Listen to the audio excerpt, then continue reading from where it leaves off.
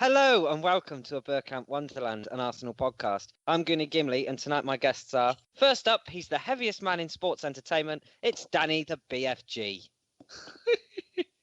That's not technically correct. I've been on a sugar-based delights-free diet all year, and I took some hemp protein yesterday. It stayed in me for 4 hours before it was evacuated at great speed.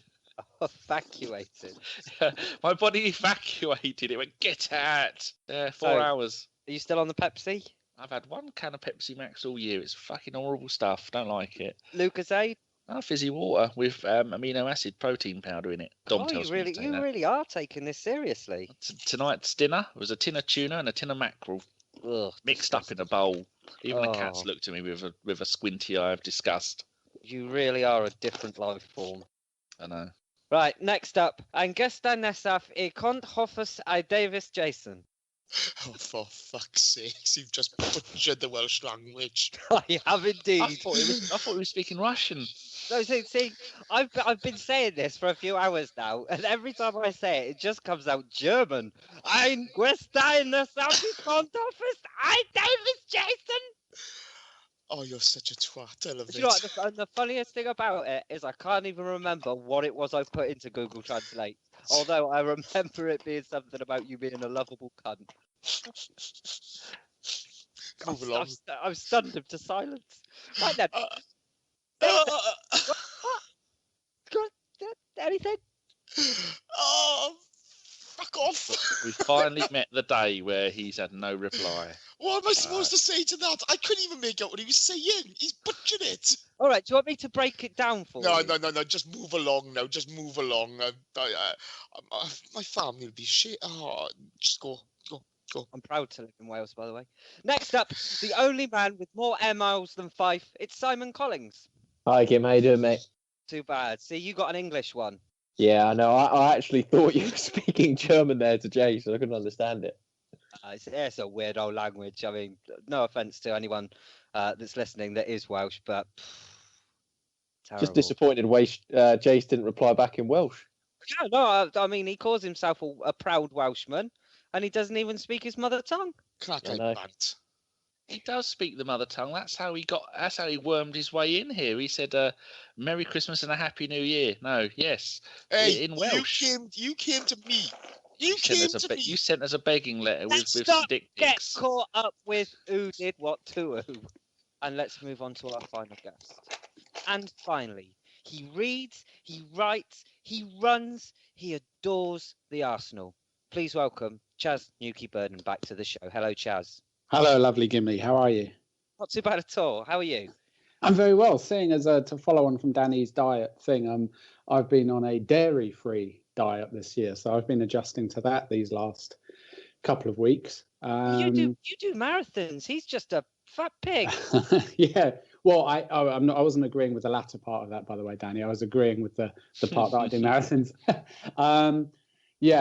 Once I get properly training, which is in the summer for the autumn, it's that's going to be interesting doing that without meat and without dairy, but I'll find a way. Dairy is fucking awful. It's been making me ill for the last 5 years.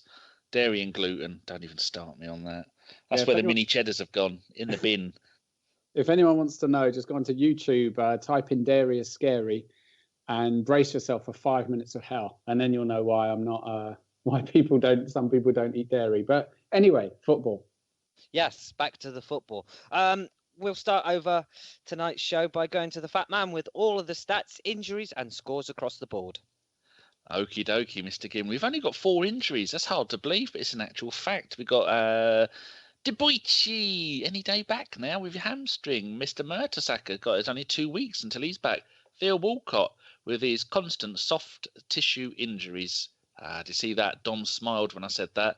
I've been reading what he's been putting in the group. And he has a calf strain and he's been out for 27 days. I think he might have just overdone it with the caffeine-based delights that his coffee machine makes. So he's a calf strain couple of weeks. And Santi Cazorla, it says 5 weeks. Is it more like 5 months? With the quietest feet in football. Where are we off to now? Back to the top of the page. Right, the loans. Callum Chambers played the full 90 minutes in the 0-0 away at Watford. That was his 6th clean sheet in all competitions, which is brilliant. He played in a back three and got an Opta rating of 6.9. Then on to Jack Wilshere, played the full 90 minutes in a 3-1 away loss to Hull. How the bloody hell Hull won a game, I will never know. It's his 10th 90 minutes of the season and his 18th game in total. Now that, ladies and gentlemen, is what we call a decent loan spell. Brilliant. He played in the Ozil hole rather than in central midfield and got an Opta rating of 7.1 with a 77 pass success rate, which is pretty bloody good. Super John Terrell made his debut for Rangers in a friendly against Red Bull Leipzig. Don't tell me they're not called Red Bull Leipzig, that they're called Rassenburg, because I'm not having that. And he played the first 45 minutes and they lost 4-0 in Germany. Oh well. Joel Campbell started for Sporting Lisbon in their 2-2 draw with Chaves. He was taken off at half time when it was 1-1. No reason why. Didn't have a little I next to his name, so he wasn't injured. Wojciech Szczesny kept his 8th clean sheet of the Serie A season as Roma beat Udinese 1-0, and that's Sanchez's old team, Udinese. Super Dan Crowley, no chance of being an England legend, was a second half substitute as his new team in Holland, Go Ahead Eagles, lost 3-1 at home to AZ Alkmaar. That's the team that what's his name, the ex-England manager went and won the title with. I think that was the one. Where am I? Steve McLaren. That's the pony. They are still bottom of the league, where the bottom team gets relegated in Holland and the two above them have a playoff against the two teams that win the playoffs of the second division. So like last season, one of them went down and one of them stayed up, so they're doomed. Kalichi, unpronounceable, played his 6th full 90-minute game in MVV's last 8 games, which is really bloody good, and he played one of the other ones who come on as a sub, I think. They beat Hellman Sport, which I think there's a branch in Huntington High Street. They beat them 2-0 when he got an assist. And someone was showing me a YouTube video of him. And if you can, go to YouTube, go and have a look at my retweets and go and have a look at the way he played. He wears the number 10 and he looks something else. Fantastic. He was turning all of them inside out and a fantastic through ball. It was out wide, cut in, put it through the middle and the bloke scored. And he was doing that all day. Takumo Asano is on the 42nd. No, they've got a 42-day winter break in Germany, and they're back on the 29th of January. And Julio Plegluezabulu, bless you, Tafari Moore, and Stefan O'Connor, to be sure, were all on the bench and didn't play. And as for the under 18s, I think there was a couple of games, but I forgot to write them down. So I'm just going to go and have a look now, and I'm going to talk continuously until I find it. Oh, there you go. We went to Southampton and beat them 3-1. Goals from Stefan Mavidi, Eddie Nikita, and Callum Willock. They are 3 of our best young players to look out for. And the under 18s, the 14th, yeah, that counts. They went to Leicester and they beat Leicester 3-0. Where that typical Arsenal page is shit. Doesn't even have a match news thing, so I've got no idea who scored the goals. So there you go. Yeah, nice. Eddie Nikita. Oh, what you wait. That boy is going to be special. All of them are. So there you go. By the sounds of it. Thank you very much, Danny. We'll continue tonight's show then by talking about our 4-0 away win over Swansea. Swansea is normally a very difficult place to go away, but this time it really, really wasn't. Simon, if you'd like us to give us your thoughts on this one. Yeah, I mean, it's normally been a very unhappy hunting ground for us. I don't think we've ever beaten them twice in a season since they've come up, but given the fact they had Paul Clement just taking over, I was a bit worried as well. They might have had that new manager bounce, but I mean, after Giroud got that goal, I thought for the first half an hour it was reasonably even. They looked quite lively, but their head seemed to really drop when Giroud got that goal. And in the second half in particular, I was really impressed with Iwobi. I know he didn't get either of the goals given to him, but it was his shots that created those 2 own goals afterwards. And Sanchez getting the 4th wrapped it up very nicely. So it was a lot more comfortable than I think anyone considered it would be. And to see Giroud scoring as well, I mean, it's a nice headache for Wenger to have now, knowing that it's either him or Sanchez through the middle, and it seems to have shut everyone up about whether we need a new striker or not. No. Jace, we'll go to you, talk about the goals. As Simon alluded to, it was a very, very even first half until Giroud popped up and scored the goal. What did you make of the strike? First of all, I couldn't believe, like all of the Palace game, he'd missed the Ramsey cross ball. You know, it seemed more difficult to miss it, whether he was just flat-footed or something. But again, the ball comes back across. I think it was Iwobi or Alexis popped back in. The header from Ozil wasn't, didn't reach the goal, but it dropped down to him. And fair play, no messing about, back of the net again. He's 5 games on the trot. With a goal a game, first Arsenal player since Adebayor to do that. It's pretty impressive, really, isn't it? It's pretty impressive. It certainly is. I mean, Chaz, we'll go to you next. And we got a question on last week's show about what do you do with the whole Giroud and Sanchez situation. Pretty much the same question to you. Do you play them both, or can you accommodate both of them, or do you play just the one? What would you do if you were Arsene Wenger? Well, the other evening, I couldn't sleep, and my usual ways of trying to get myself back to sleep weren't working. And I'll tell you what worked in about 2 minutes. I was trying to work out how he can fit in all the various nippy, little attacking midfielder type players that Wenger loves buying, as we know, and we've all talked about how much he likes buying them, how he can fit all of them in, and his wide players, and Giroud and Sanchez. And I was asleep within about 2 minutes just out of exhaustion trying to work it out. I've always liked Giroud, and so perhaps I'm a little bit biased, and I've always had a bit of a love-hate thing with Alexis. I just feel that, Giroud is very, very much a hard team worker. He has good days and he has bad days, but when you watch him kind of toiling away on the pitch week in, week out, doing his best, even on his shit days, he's always doing his best. If that doesn't sort of get you somewhere in your heart, I just don't really know why anyone would bother going to football. And I think Giroud makes quite often the players around him at least look better, which might be an indirect insult at him, or at least and possibly even perform better. Whereas I think the problem with Sanchez is that he makes the players around him look worse than they are. And I'm quite nostalgic. So it's a very long way around the answer, but I'm still so nostalgic for the first half of the 2013-14 season. Remember when Ozil first came and Ramsey was on fire and Giroud and Ramsey were working well and all that. So the problem is, of course, is that the whole style of play has to change whenever you have one out of Giroud or Alexis. You can't keep the rest of the team so much the same. So I would just go with, I'm just going to take a politician's answer and say go with whoever's in form. Okay, that's fair enough. And Alexis Sanchez certainly is a man in form. I believe he got man of the match on the day. So Danny, you'd like to talk us through his goal? Oh, it was. He's had a fantastic day. He only got an Opta rating of 8.7. If I go and click on him and give him a little tickle, so we haven't done Sanchez. I haven't done him at all. He's probably playing non-league football. We haven't done Sanchez watch for quite a while. So he got a pass success rate of 65%. He had 3.9 overall possession. He had 4 shots, a rating of 8.7, and he's 1 meter 69 tall. I don't know why that's a stat. It just is. And he made no saves, which sell him, he's rubbish. That goal was some of the other things that he did, that chip that he did across the goal for that Ozil tried to nod in, and it ended up being that Giroud did it and put it in. And then his own actual goal. I mean, how he sometimes when you see a David Attenborough program, they'll get a flea and they'll hold the flea up in a pair of tweezers to a microscope and they'll touch it and you'll see how the what's that called? Is it quick twitch muscles or something like that? The way they just move so quickly, I reckon Sanchez must have fleas of a leg or some kind of flea DNA in him, because the way that he just went, jump up in the air, ninja kick, and then put the ball in.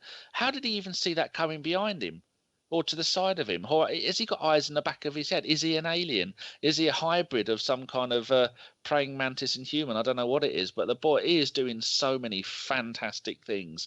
And he does it for the whole game. And I think that's why I take it you're going to talk about him getting the ump. Yes, allegedly it's the next topic. I won't talk about that then. But it's just fantastic to see him play. But like Chaz was just saying about playing Giroud, where he makes everyone else look better and Sanchez makes us all look worse. That is so true. But you can't drop a player like Giroud when he's having the form he's in. Isn't it like 9 starts in a row he's now scored from? I think it makes us a worse team when Giroud starts, because Giroud only plays one position, and he plays the position in a way that no other striker that I know of can play. It's almost like an old-fashioned kind of number 9, the way he plays it. He's big and lumbery and he gets around and he's all over the place in a good way. But when Sanchez plays there, if you imagine if you're any one of the back four, especially the two central defenders, and then you've got Sanchez playing as the main striker, at any point he could fuck off to left wing, to right wing, he could swap with Ozil, and it's like I said at the beginning of the season, this new system of the front four being on a conveyor belt where they are all constantly moving around. It's like the generation game. But when Giroud's playing up front, as a central defender, you've only got to mark Giroud because he's not going anywhere else. He may drop back into the Ozil position a little bit to try and get the ball maybe when Sanchez goes forward a little bit more, when Iwobi or the Ox makes a bit of a run. But I think it limits our game so much, which is why we've seen a drop in form up until recently, that we haven't been playing the same way, the electric way we started at the beginning of the season. As much as I love Giroud, and like I said, no other striker can work his arse off the way Giroud does and do so well and get so much out of so little at times. But I think we're a much better team with Sanchez up front, because sometimes you see Sanchez playing wide and you think, it's like putting a budgie in a cage. It's cruel. You shouldn't put a birded animal in a cage. You should let them fly. So Sanchez needs to be let loose to do what he wants. Bloody hell, I'd said all that when my brain told my mouth what to say in the right order. That's a miracle. I'm surprised you even got his name right, to be honest. Sanchez what? How could I get that wrong? Oh, Jesus. Simon, we'll go to you next and we'll continue with Alexis Sanchez. He appeared to have a little bit of a strop. He was sat away from the bench with a coat hood over his head. What did you make of that? Obviously, you can see a lot of Arsenal fans would be quite upset or quite anxious. Yeah, it was a weird one, wasn't it? It was it's a case, I think, of if you're glass half full or glass half empty person. You can either see it as a positive, being like, he wants to play so much, he's so desperate to play, that's why he's in a strop, or you can look at it as how I did and think it was pathetic, really. I mean, the game's won, we're 4-0 up. There's more important matches to come, and he needs to understand that, the last thing Arsenal want is for Alexis Sanchez to be injured. So I think it was totally understandable that Wenger took him off, and it's not the first time he's done this, because it was. People might remember, I think it was May 2016, and against Norwich, we're 1-0 up. Sanchez came off. And that time it was reported that he did go straight down the tunnel. Obviously, everyone saw that, but apparently he went home before the match had even finished. He was so angry with it. So it's obviously difficult for Wenger and for Arsenal. We obviously saw, in the summer when he's supposed to be resting after the Copa America, he's running on the beach doing sprints. But for his own sake, and we saw him getting a hamstring injury last season, he needs to understand that Wenger's doing this for his best interests. And he's one of the senior players in this team. He's one of the best played players in this team. And personally, I think he needs a bit of better attitude than that, because if someone like Iwobi had come and done that, I can guarantee you our fans would have been crucifying him for it. So I think we can't let Alexis off just because it's Alexis. No, that's very true. Jace, we'll go to your thoughts as well. Does it worry you that he seems to be so upset? It annoys me. It annoys me massively. You're part of a team. It's not all about you. Any team sport, okay. People can say, "Oh, he's a winner," and make excuses for it. But when you play a team sport, it's not you that wins alone. You win as part of a team. Now, his Opta rating that day was quite impressive, but he gave the ball away a lot. He always gives the ball away a lot. He's, he expects everybody else to be perfect, but he's not quite perfect himself. He took his goal, great. He'll always work hard for you, great.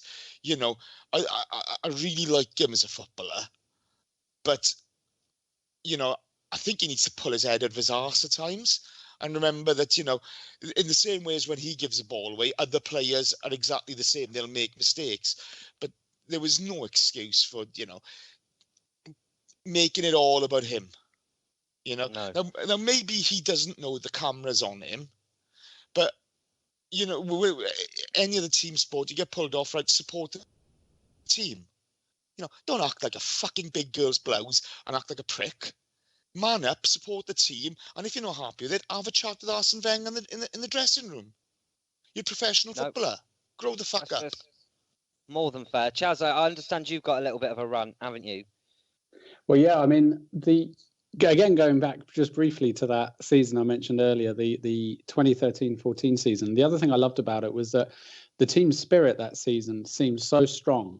and it felt that it was a team without egos, despite the fact that we had, Ozil even at that point. That was his first year, but it was a team without egos, and we'd finally shrugged off all those ghastly years of Gallas and Adebayor and Bentner and all these, pricks who caused so many problems. And then the following summer, we bought Alexis, and he did, walk in with a huge ego, and for the first couple of months of the season, seemed to want to make everything about him.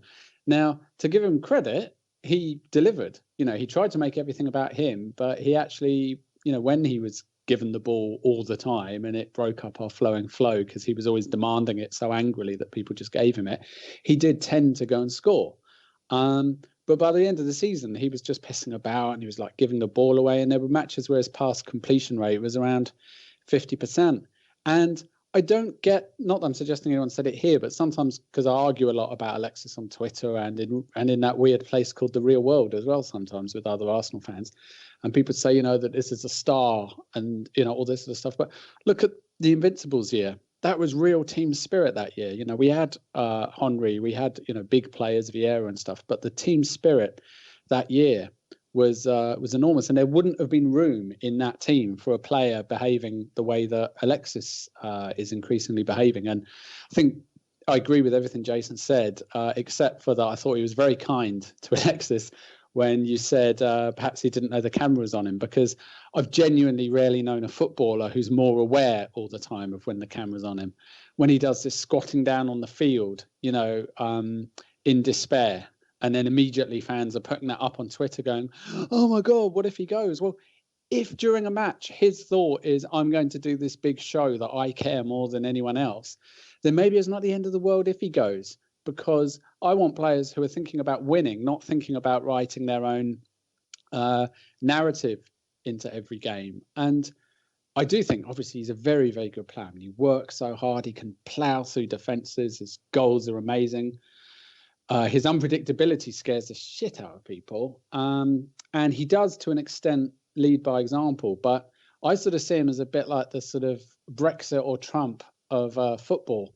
The reason those movements worked well, one of them was that their leaders, as in Trump and Farage and people like that, gave the message to the public, we're the only ones who care. We're the only ones who see the world the same way that you see it. So come and vote for us and things will be okay. And Alexis pumps out this message to the fans. I care more than anyone else. He does, to me, he does try and give that impression across. And I think that's really dangerous in a team game. And I don't blame him for it. To an extent, he's being South American and a bit of a drama queen. And he's a great player and he loves his dogs, which for me is enough for me to love him. Who I blame is the fans who just fall for it. So in such gullibility. And suddenly they look at the rest of the team and they're like, oh, you're a bunch of pansies. You don't give a fuck about anything, you overpaid, uncommitted millionaire scum. And everyone turns against them much more. And as we know, Arsenal fans of 2017 don't need any encouragement to turn on people. So I do worry about, the effect that he will have if he carries on like this. And I do think Ian Wright hinted at this on Match of the Day. I do think that whole thing at Swansea might well have been pre-planned. Wow, there's some words. Danny, digest pre-planned, that. Pre-planned as in what? I've not heard that conspiracy theory. Well, what Wright he seemed to be saying was that perhaps with this sort of standoff over the contract, that he actually, it was interesting because he was cut off sort of when he said this, almost as if he was saying something. Sometimes when people on TV and they start saying something that might be libelous, they get quickly cut, they quickly change the subject. But so he didn't develop it. But what he seemed to be saying was this was some sort of negotiation ploy. So I can only speculate on what Wright meant. Perhaps he meant that he was told by his agent, look like you're fucked off and that you might be thinking of leaving. And then the fans will go mental because, of course, the fans love Alexis for his commitment and everything. So make loads of big over-the-top drama queen things that make people think you're going to leave. That seemed to be what Wright was hinting at, that it might be that. Where was he when he was saying that? Was he on Radio 5 or was he on Sky? Oh, Ian Wright. Yeah. That was Match of the Day last weekend. Oh, the BBC, they don't like a bit of controversy, do they? No. As to what I thought about it, I just thought, well, you saw when he was down to one leg when he was playing for the away on international duty for the Copa America with Chile, and he had one leg removed and he had his stump bandaged up, and then he went and played the next game with one leg. I mean, that just shows how much the bloke wants to play, and most players would have gone, wow, to have that much strapping on my thigh, it probably means that it's probably best that you don't play a game. And I know that the Chilean manager and the team and the players and the fans want him to play every single game because they're so passionate about their football down there, over there, to the left of us and to the right of us. Doesn't matter which way round you go, you'll get there. Apart from if you go up or down. Anyway, no, shush. Yes. So it's just his commitment, isn't it? He just wants to play every single minute. It's like when you've got a 14-year-old or 12-year-old kid when you wanted to play football, when you had to come off be substituted off because one of the other lads, although you're the best player, and then you got poor little Johnny sitting on the sideline with no friends in it, and he smells faintly of wee. But you've got to give him a game because it's fair. That's the kind of thing that Sanchez is. I don't want to come off. No, you have to come off and let little Johnny come on. Johnny's got no friends. I not want to come off. I want to play. If I stay on, we'll score 6 more goals. Plus, he'd only just scored, and he could see that Swansea were on their arse, and that if you'd scored 4 against the team, that if Sanchez would have stayed on, I mean, what did he come off at the 73rd minute or something like that? Yeah, 79. Oh, there you go. So he only missed 11 minutes, but in that 11 minutes, the way Swansea were looking, I mean, even like Iwobi was going to score a couple of goals, and he was just fantastic playing. And I reckon if he'd have stayed on, he may have got a couple of goals, but it's not all about him. The game was won. And like someone had tweeted, I don't know who it was, so I'm not going to take credit for it, but we have been moaning for forever that Wenger needs to start taking off our best players when the game is over and won. So he took off Ozil and took off Sanchez, who were by far our 2 most important, most expensive, highest paid players, took them both off at the same time. Ozil walks off and goes, fair enough. And then Sanchez puts his hood over, and then has a little cry whilst texting his agent saying the move to PSG is on. I don't believe that for a second, no. but yeah, Ozil went off at the same time, didn't he? Ozil didn't say a thing, Yeah. so take from that what you will. But sometimes the passion of the bloke, he just wants to play, doesn't he? And he probably thought, I'm going to get a hat trick here. We should ask the hot question though. I mean, Chaz, do you think he's going to leave? The reason why I don't think he will is because I think that, and I'm sorry, I'm going to probably sound like I'm tearing into him again, but I think he'd struggle to leave a team and a squad and a club, in fact, which he so defines.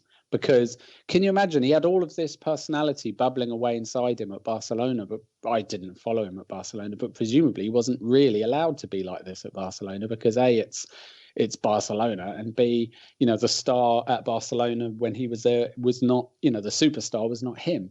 So I just can't see him going somewhere where he won't be able to be, the star man, the guy who the fans absolutely adore, because that just seems so important to him that if he went to another big club, he'd risk, not having that status. So I think on that basis alone, he might not. Is there anyone that? I was to say, he did really well at Barcelona. He got 47 goals in 141 games. But what's 3 times 38? Is it 124 or 114? Someone work it out. Cole Vorderman, where are you? Anyway, out of those 3 seasons of 38 games in La Liga, he only played 88, and I bet and scored 39 goals. But yeah, I bet if we went and had a look at that, a lot of those games he'd have come on as a substitute because, like Chaz was saying, that the Messi is the star in that team, and can only really have room for one player who's going to be the diva of the team and demand all the minutes. So yeah, he probably didn't do that at Barcelona. No. Is there anybody that thinks he will leave? No one can afford him. I'm not sure, to be honest. As Danny says, you look at the clubs who can afford him. He won't go to Italy. He's not going to Germany. The only team there that could afford him would be Juventus, and they've already got. He'd have to take a pay cut. Yeah, because they don't pay massive wages in Germany or in Italy. Yeah. Okay, it's only PSG in France, right? It's only then Real or Barca. Barca aren't going to have him back. He would never go to Real because of his Barca connections. He'd be hated. Okay, we're not going to sell to an English club. Well, if we did, it would be unbelievable. Burn the place down. But the one thing about him, I really want him to stay. I want him to stay. I really like him as a player. Okay, he's had a party. Get over it. Move on. And become a leader in the team, not this moaning little bitch all the time. He cares so much. Not, fuck off. you care so much by, getting on your teammates and leading and being positive. Not by fucking sitting there at the end of a game and, oh, look at me, look at me. There's always a photo opportunity. Right? Now, I want him to stay. I want him to, set the world alight for us. But if he wants to go fuck yourself. Fuck off. This club has been here for 100-odd years, okay? And it'll be here after he goes. So he can go fuck himself if he wants to go. But I really, really want him to stay. Do you not think an English team could get him though, Jace? We said this reminds me a bit of Van Persie in that year where, but like we said, there were Van Persie couldn't really go abroad because he couldn't go to Juventus because he wouldn't pay his wages. He was never going to go Barca, Real Madrid. And if Arsenal get to the summer and Sanchez still won't sign and Chelsea or Man City offer 50, 60 million quid, do you really think the club would turn it down? I think they'll sell to PSG then, isn't it? That'll be the place he'll go. If as a club we allow him to go to another English team, then on our own heads be it. Then we're not as great as Ivan makes out. You hear a lot about this as we're going to become a worldwide force and what have you. Don't sell to your neighbours. You just don't do that. And I mean, I know, okay, he may have some cards and up his sleeve or what have you. If he goes to Man City, there's a bit of history. Pep's the guy who sold him. Is that right? Is it Pep who sold him, or is it the guy after them? Yeah, I think it is. And I think he didn't overly rate him while he was there I'm either. not sure. Didn't play it was after Pep, I think. Okay. Yeah. Yeah, maybe after. Maybe he's died now. Isn't he? Poor bugger. But Mourinho's at United. Conte's at Chelsea. I don't know. But on our own heads be it if we're stupid enough to allow that to happen. I'd rather flog him to PSG, get him out the country. Fuck off if he wants out. But I really want him to stay and set the world alight for us. I agree. I think he would struggle to go to another club in the world where he'd be as loved as at the Arsenal. And we'll move on to another one of our star turns, Mesut Ozil. Danny, it was his first game back and he turned us into a different kind of animal, didn't he? Hold on, I was just looking at the Barcelona managers. Guardiola bought him, had him for 2 seasons. Tito Villanova was the bloke who passed away. And it was someone called Gerardo Martino was in charge for 1 season, and that was who. Yeah. I never heard of the bloke. Yeah, Argentinian guy. Martino, Yeah. Well, there you go. What was the question, Gimli? I was reading that. Gimli's just got cut off. Trying to get him back. Okay. But what do you think is going to happen with that, though? Do you see him going to another club? No, I don't think he will. Like PSG can afford him, but they've just bought Drax. Is it Draxler they bought? No, Draxler, yeah. Draxler. And I think Draxler's going to be playing in the hole behind the strikers, and he can play out wide. They can't have too many players playing in that same position, can they? And I think they are limited in. I mean, remember years ago in Lyon were dominating the French league. They'd never won the league before. Then they won 7 titles in a row, and then they were doing better and better because in France you could only spend on players a certain amount of your profits, and then they started not to do so well in the Champions League. That means they couldn't spend as much money on the players, and then that stopped them from buying all the best players. And so I think that kind of rule, and no matter how much money PSG have got, I think that rule still should apply to them in one way or another.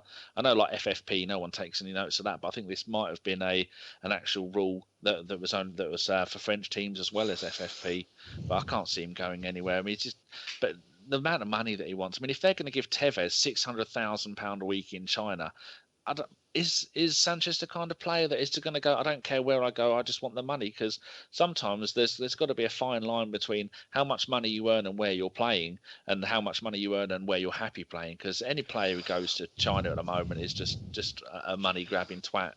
Which player came out today? I know who it was, actually. It was Arjen Robben.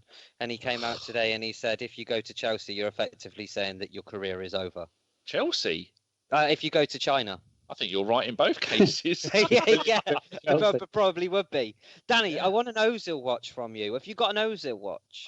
If you can count to 3 in Welsh, then I shall have an Ozil watch for you by the time you finish counting. Sheep. Un, dau, tri. Oh, there you League go. Well done, captain. Gimli. He had an 85% pass success rate, a possession overall of 6.9. He had one shot on goal and an opta rating of 7.75, 2 dribbles, 1 tackle. He took 2 corners, dispossessed once, and he made no bloody saves, just like Sanchez. And that is from whoscored.com. And I'm sure that they use opta. There you go. Not bad. 85% pass success rate. I thought he was Can't knock very, that. very good. Very, very good on the day. And he did a lot of running around. I think sometimes people moan at him, but like we always say, if you actually go to a football game, it is so much different than watching it on the telly, because on the telly you have to watch what they show you. You go to a football game, and the amount of times I actually just watched the runs of Dennis Bergkamp, or even when the ball was down the other end of the field, watched Adams and Keown talking to Seaman, and when the play was building up, watching Adams looking for the referee and giving someone a cheeky dig in the ribs. So different. So it was nice to see that they actually highlighted some of Ozil's running rather than just watching the rest of the players the whole time. I like it when the view is far away from the pitch rather than close in on players. So I think he does get a little bit of grief from that. The last thing we have to talk about regarding the match is Swansea's penalty claim. I myself personally didn't think it was a penalty. Simon, what do you make of it? I don't think it was a penalty either. I think it's one of those where the defender sticks their leg out and thinks, "Oh shit, I shouldn't do that." And they pull it back.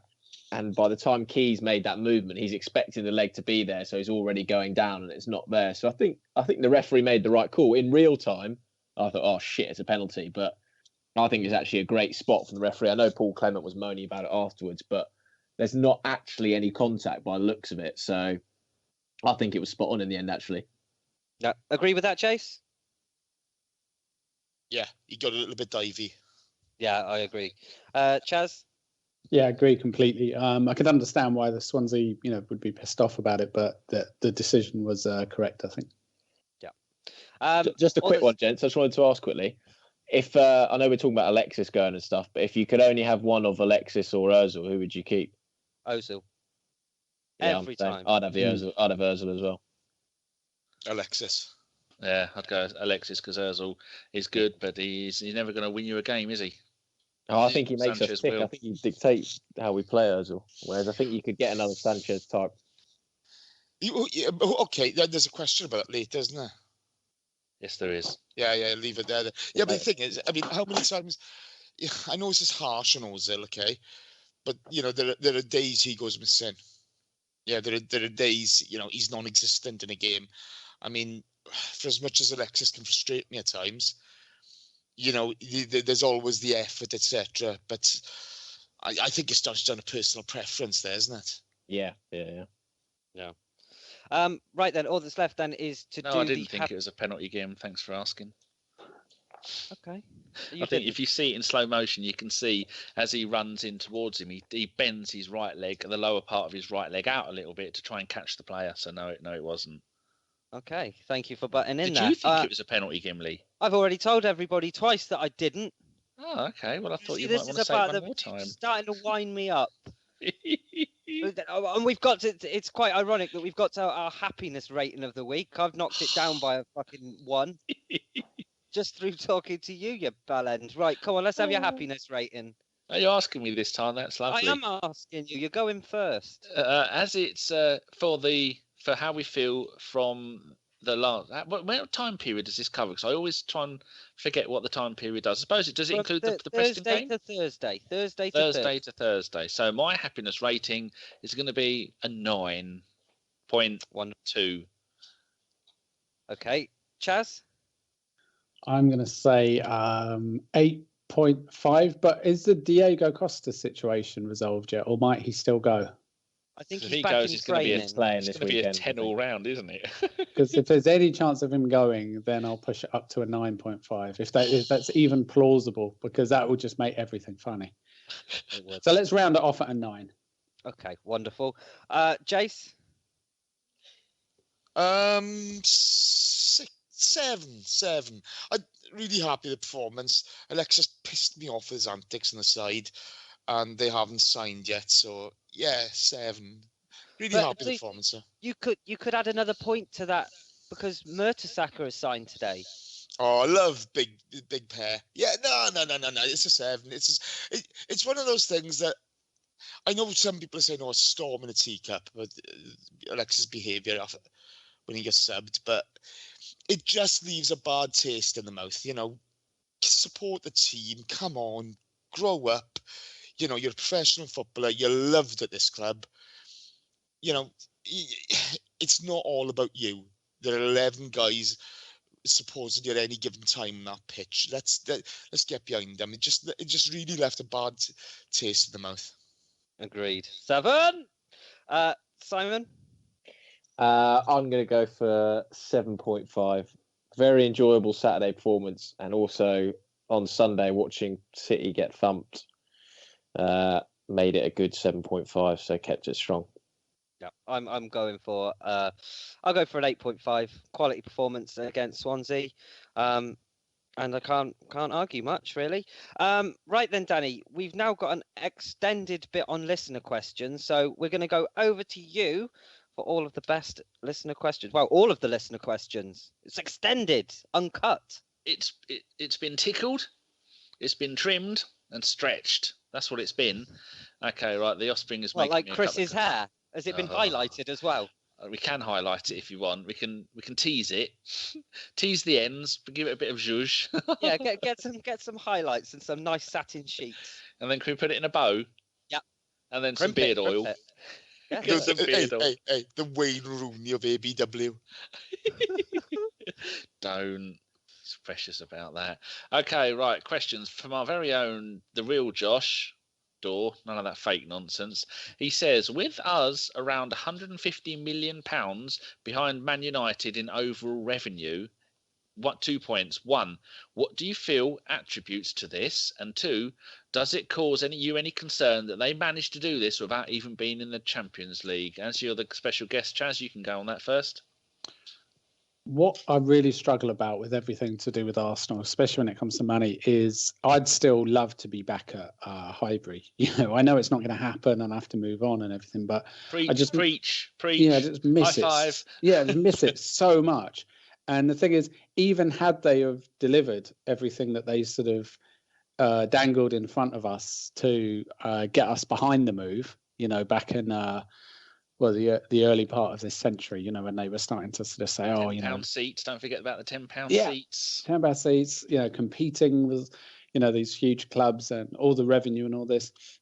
And that is, you know, we just haven't really had any of it, have we? And so that's why it really stings when we're not doing better on all of these fronts, is because, you know, we've left.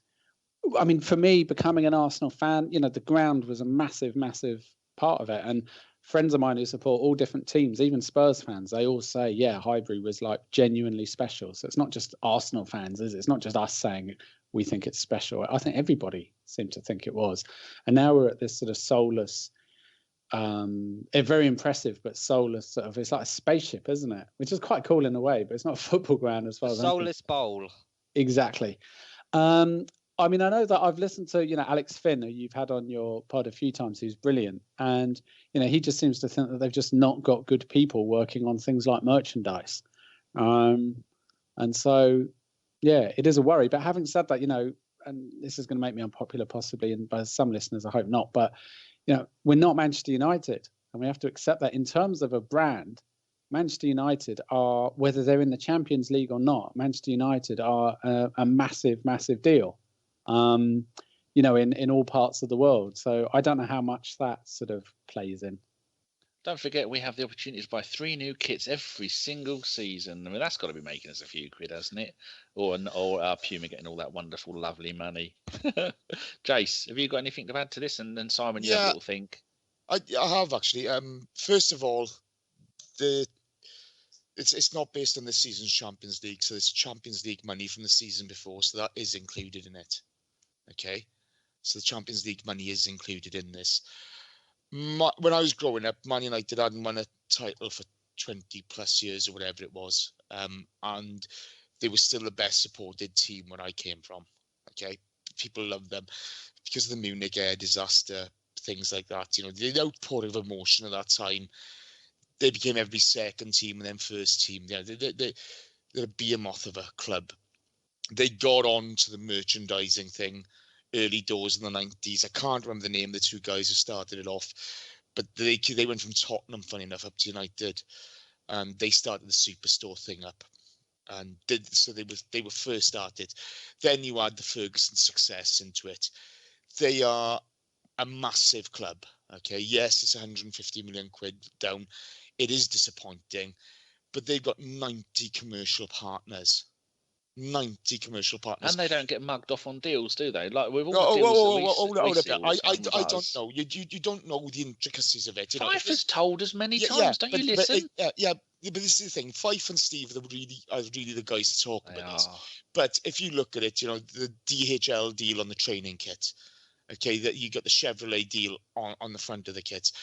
They have the best people working in their commercial departments. The very best people based in London. Yeah.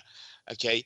And you know, you combine that with the feeling in the country and around the world. I remember there's a report when they first won the title under Ferguson. Riot police, it was in the days of apartheid South Africa. Riot police were called to a white suburb in Johannesburg, and they thought, unfortunately, you know, there was a riot by the people they didn't like at the time, the white community there. But it was the Man United supporters club Johannesburg celebrating the title. They'd gone bananas. That was worldwide. Now, as much as I love being an Arsenal fan, you know, when I was growing up, there were like 3 of us in my town. You know, and they were like fucking rats, the United fans, and that's what you're combating, and that goes back generations. So, you know, no, we're not as big as them at the moment. Could we be? Yes, one day, but we have to turn success onto pitch into, you know, we have to get success on the pitch and turn that into more commercial revenue. And when the Emirates deals and the Puma deals run out, then we'll have better deals to look forward to. But it just shows you the importance of Champions League revenue, and you're doing well in the Premier League at the moment. That's all very interesting. I'd like to have Fife or Steve here, then they could just run. Maybe we should do that, Gim. Get them on soon to talk through that. In fact, we've just organised the list so for the next month's worth of pods. Simon, what's your thoughts on it all? Yeah, I mean, like Jace is saying, you know, if you go on Manchester United's website, you can read through all their sponsors, and they've got official noodle partners, they've got anything, they've got official office equipment partners, anything you can think of. Manchester United have sponsored it. So I mean, they are on a different level to any club in the world. And Ed Woodward, as much as he gets a lot of grief, certainly when he was first promoted up to his main role as CEO, when he was in charge of the commercial media stuff, you know, in 2005, I think it was about 50 million, and in 2012 he'd increased the revenue to about 120 million from commercial opportunities. So he knows what he's doing on that side of things. And you've got to understand with Man United, you know, their big success, we're talking about this Ferguson era, has coincided massively with the digital age and the birth of Sky and worldwide television.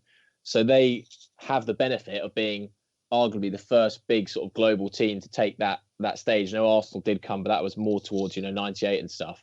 So United have had this benefit of, obviously they got the big history, but as soon as games were being broadcast around the world and the growth of Sky and worldwide television, United were the first big team. So they're always going to have that head start, even on people like Manchester City and people like Chelsea and us to an extent.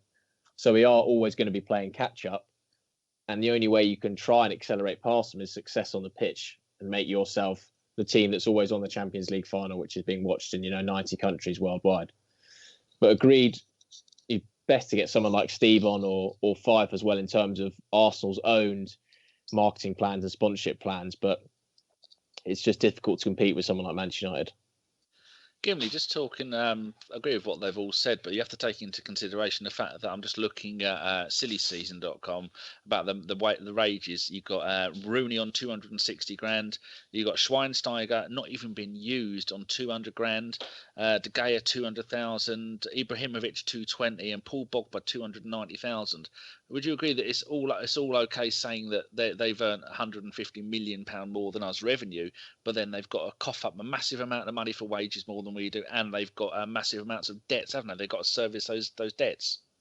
Well, yeah, of course. I mean, I agree with everything that's been said tonight. I mean, in regarding to this question anyway, that they are a bigger club than us. As Jay said, can we be bigger? Yes, of course we can. But we have to get the right marketing deals. It's like they've kind of, Manchester United have hoarded themselves out to everyone across the world, and they've made a lot of money. Granted, I mean, people turn around and say, do it the Arsenal way, away from the money, but you can't deny that you do look at Man United and you see that, if it was a player like Alexis Sanchez, he'd ask for whatever he wanted and we'd just pay it. And I'd love to be in that situation. And it does hurt me as an Arsenal fan that we're not. The thing is, saying about whoring themselves out on Jay. So something that occurred to me today, I was listening. Unfortunately, I fell asleep and then I had TalkSport on because I like Hawkesbury and Jacobs and I don't like Durham. And they had two Man United fans on in a row. One was from London and one was from Northern Ireland. Now, normally when you hear Arsenal fans on there, they're all from London. So I think that point about them whoring themselves out means they've got such a massive appeal all over the world. Jace. Yeah, the things as well. They serve as Sam just said. They surfed the crest of the wave with this. I can't remember the name of the two guys from Tottenham went up there, but when they got to Old Trafford, Martin Edwards, Man United at the time, there were two women in the club shop. There's queues, flooding out of this shop. There's one on the phone taking orders, and there's one serving people. And then they had the Man United superstores, etc. And their profile just grew and grew. Okay, with the success that they had. It's all well and good, you go on Twitter and you see people saying, pay Sanchez what he wants, pay Ozil what they want or whatever. That's fine, but we have a wage structure and rules that we have to. 7%, isn't it? Increase. Yeah. You can only go. Okay. Then you're competing with, if you look on that Deloitte list, okay, Liverpool aren't too far behind us, which worries me a bit. Chelsea, they're nobled with the Abramovich money. Okay. And the new stadium. Yeah, PSG, they have massively inflated deals with their mates or their cousins who owns Etihad and stuff like that. Emirates and Man City the same with Etihad. Okay, those figures are massively inflated because of sort of financial nobbling. Because my mate will sponsor us this for this and what have you. Bayern are the ones we need to be catching. We need to be catching Bayern, because it's all well and good talking about wages, etc. Man United can afford to pay that because of the revenue they bring in. Unfortunately, you can moan about 3 kits a year, but if you want the likes of Ozil, you want the likes of Sanchez to sign those big deals, we've got to sell those kits. We sell those kits by being successful on the pitch and having a really top commercial revenue team. And the new deals that come in, we've sold things off cheaply in the past for the stadium. The promises weren't kept with the stadium and so forth. We've got the second highest match day receipts in world football. We need to be capitalising on all this and get that revenue in to sign the players we want. And then maybe if the commercial revenue comes in, we can lower the price of match day tickets. That's never going to happen. So we should also point out that when the whole plans were put in place, although we moved to the Emirates in 2007, those plans had been in place for 4 or 5 years beforehand to get all the permission and all the agreements done. And back then, Abramovich, I think he'd only just taken over at Chelsea. Man City were in the 3rd tier of English football. Man United hadn't sold their soul for all that lot, and no one saw all these clubs getting all these investors coming over. So Arsenal do have that small excuse, I suppose. Right, very good question by Josh. You had to DM me that one because it was so good. All right, quick one here. Marble Halls TV. As we're still 7th in global revenues, how do we get into the top 5 relating to the last question? Chaz, anything you want to add to what we've already said?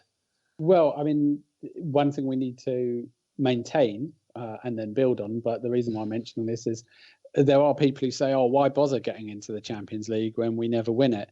Which is just obviously just bollocks. I mean, why bother being in the Premier? Why don't we just get relegated then? Because we haven't won that for 10 years. Do you know what I mean? I saw Mr. Fruitile have been saying this as well the other day. So, if that's not enough to damn. So, yeah, I mean, this just goes to show, being in the Champions League is just so important. And then, God, how we build on it, goodness knows. Although I do think one thing, just a tiny little drop in the ocean, but running is such a massive thing now, and there are no actual explicitly running products that I can ever find on the in the Arsenal shop or the Arsenal website. And How about Ty's water bottle? You could use that. True. Yeah, I could. In fact, I love that water bottle. I would like specifically his one, because I remember in that first video when it was him and Claude, I think it might have been outside Swansea, actually. Yeah, it was, when Robbie first brought them together. And what I loved was, yeah, you see first Ty's hat, then you say, oh, okay. Then you notice that he's got the jacket and the shirt. You say, that's quite a lot. And then he suddenly, mid-sentence, turns around and you go, fuck me, he's got the headphones as well. And then and the underpants. underpants. With the sort of timing that even Tarantino could not have arranged so well, he just suddenly, just about a minute later, lifts the bottle and you go, oh my God, even his Arsenal bottle. Even his bottle is an Arsenal bottle. And, so, and he had a medal on. He had a medal on as well, I remember. But he's such a nice guy, because they're all like sort of stars now. And like, I went and had a picture once on an away match a couple of years ago with Ty. And even someone, I'd given my phone to someone who I didn't really know, and so like, you can take this picture. And even as they were taking it, he was just whispering into my ear as we were in the picture taking, come on, Arsenal, let's have a win today. Come on, Arsenal, let's have a win today. Come on, Arsenal, let's have a win today. Over and over, like this sort of mantra. That's got a Rain Man. Yeah, I just think he's great. And even when he, on the odd occasions, apparently when he doesn't go to away matches, he turns up to wave the supporters' coaches off. Yeah, he does. He does. I love him so much. That's commitment, isn't it? Yeah. I've had it on good authority from somebody who knows him very well that bottle is usually empty and he still swigs from it. Hey, Simon, have you got anything to add to that about how we can catch them up, or will we ever catch them up?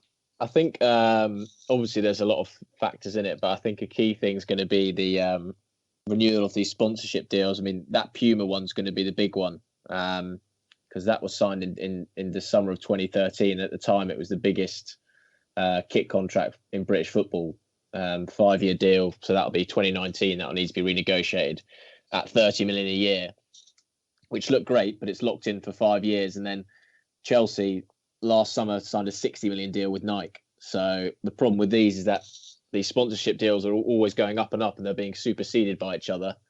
So basically, it's going to be a key about Arsenal negotiating a good deal on the new kit, whether we stay with Puma or whether we go with someone else.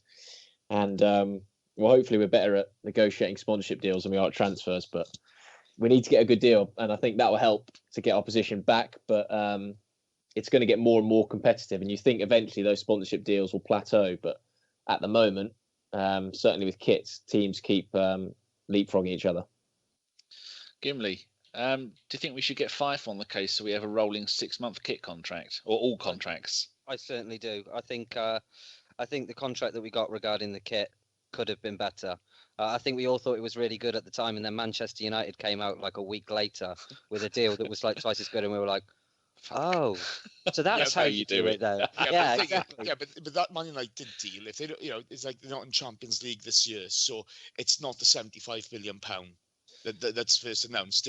I think they lose 20 million of that. I mean, Steve, funny, if you're talking this in the group the other day, and Steve was saying, Puma's a good partner for us because of the African market and because of certain markets, and we're their premium brand. Okay, we're their number one. Whereas if we were with Adidas, we're second fiddle to United. If you're with Nike, you're battling the Chelsea, Man City stuff. Okay, but yeah, that deal will come from renegotiation. But there's the Emirates deal and the kits and stuff like that. It's not just those. It's the deals all over the world that they do. The only way this really improves is let's win a title. Let's win a Champions League, and then you've got a far stronger bargaining position, haven't you? Yeah, that's the way to do it. So we need success on the pitch. That's what will really help us. That's a little bit like, should we shoot more, Jace? Yeah, but that's bloody obvious. Yeah, but it's so fucking obvious. Yeah. Not being funny. How many times have we shot ourselves in the foot? Every season. Last season we should have won the title. Okay, by I know it's going over all ground, but when I love Arsene Wenger, but what the fucking earth was he doing last season? Thinking Mikel Arteta and Thomas Rosicky are going to help you win a title? What the the fuck is going on there? Seriously, you have to be more proactive as a club, and there needs to be more ambition on our behalf. We've got the best squad we've had in so many years. Every aspect of our squad is top quality. We don't have a weak point in any position in our team, apart from replacement. I think it's better now, but it was a year too late, wasn't it? It was a year too late. Look at Leicester now falling apart. Just shows how feeble, fragile they were. But I suppose you know about that. They're champions. They're still champions. We're not. And it's not a Leicester podcast, but Simon, can you put it into a few short sentences? What's happened to Leicester? How have they fallen away like they have? Yeah, I think it's just normality resuming itself. Last season was a bit of a flash in the pan, and everything just fell into place for them. And mentally, I just think they're struggling with the fact of playing Champions League and playing in the Premier League. I don't think, physical wise, it obviously is a stress playing both, but the mental side of it, of trying to prepare yourself every 2-3 days for a game, I think they've really, really struggled with that. Whereas with the Premier League, you have a whole week to prepare for it, play out for it. Whereas when it's, Wednesday, Saturday or Tuesday, Saturday, you essentially lose a day for rest anyway.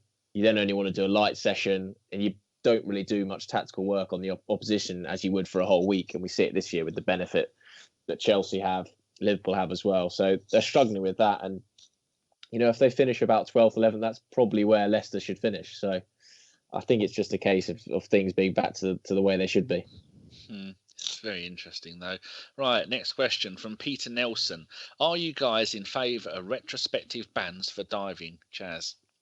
Yes, I love that. I love the idea that you can drag some of the drama beyond the game, and it gives us all things to shout about. I love the idea of that suspense. Let's change loads of things after the game. You've been a bit cheeky there. Or do you mean it? Bit of both.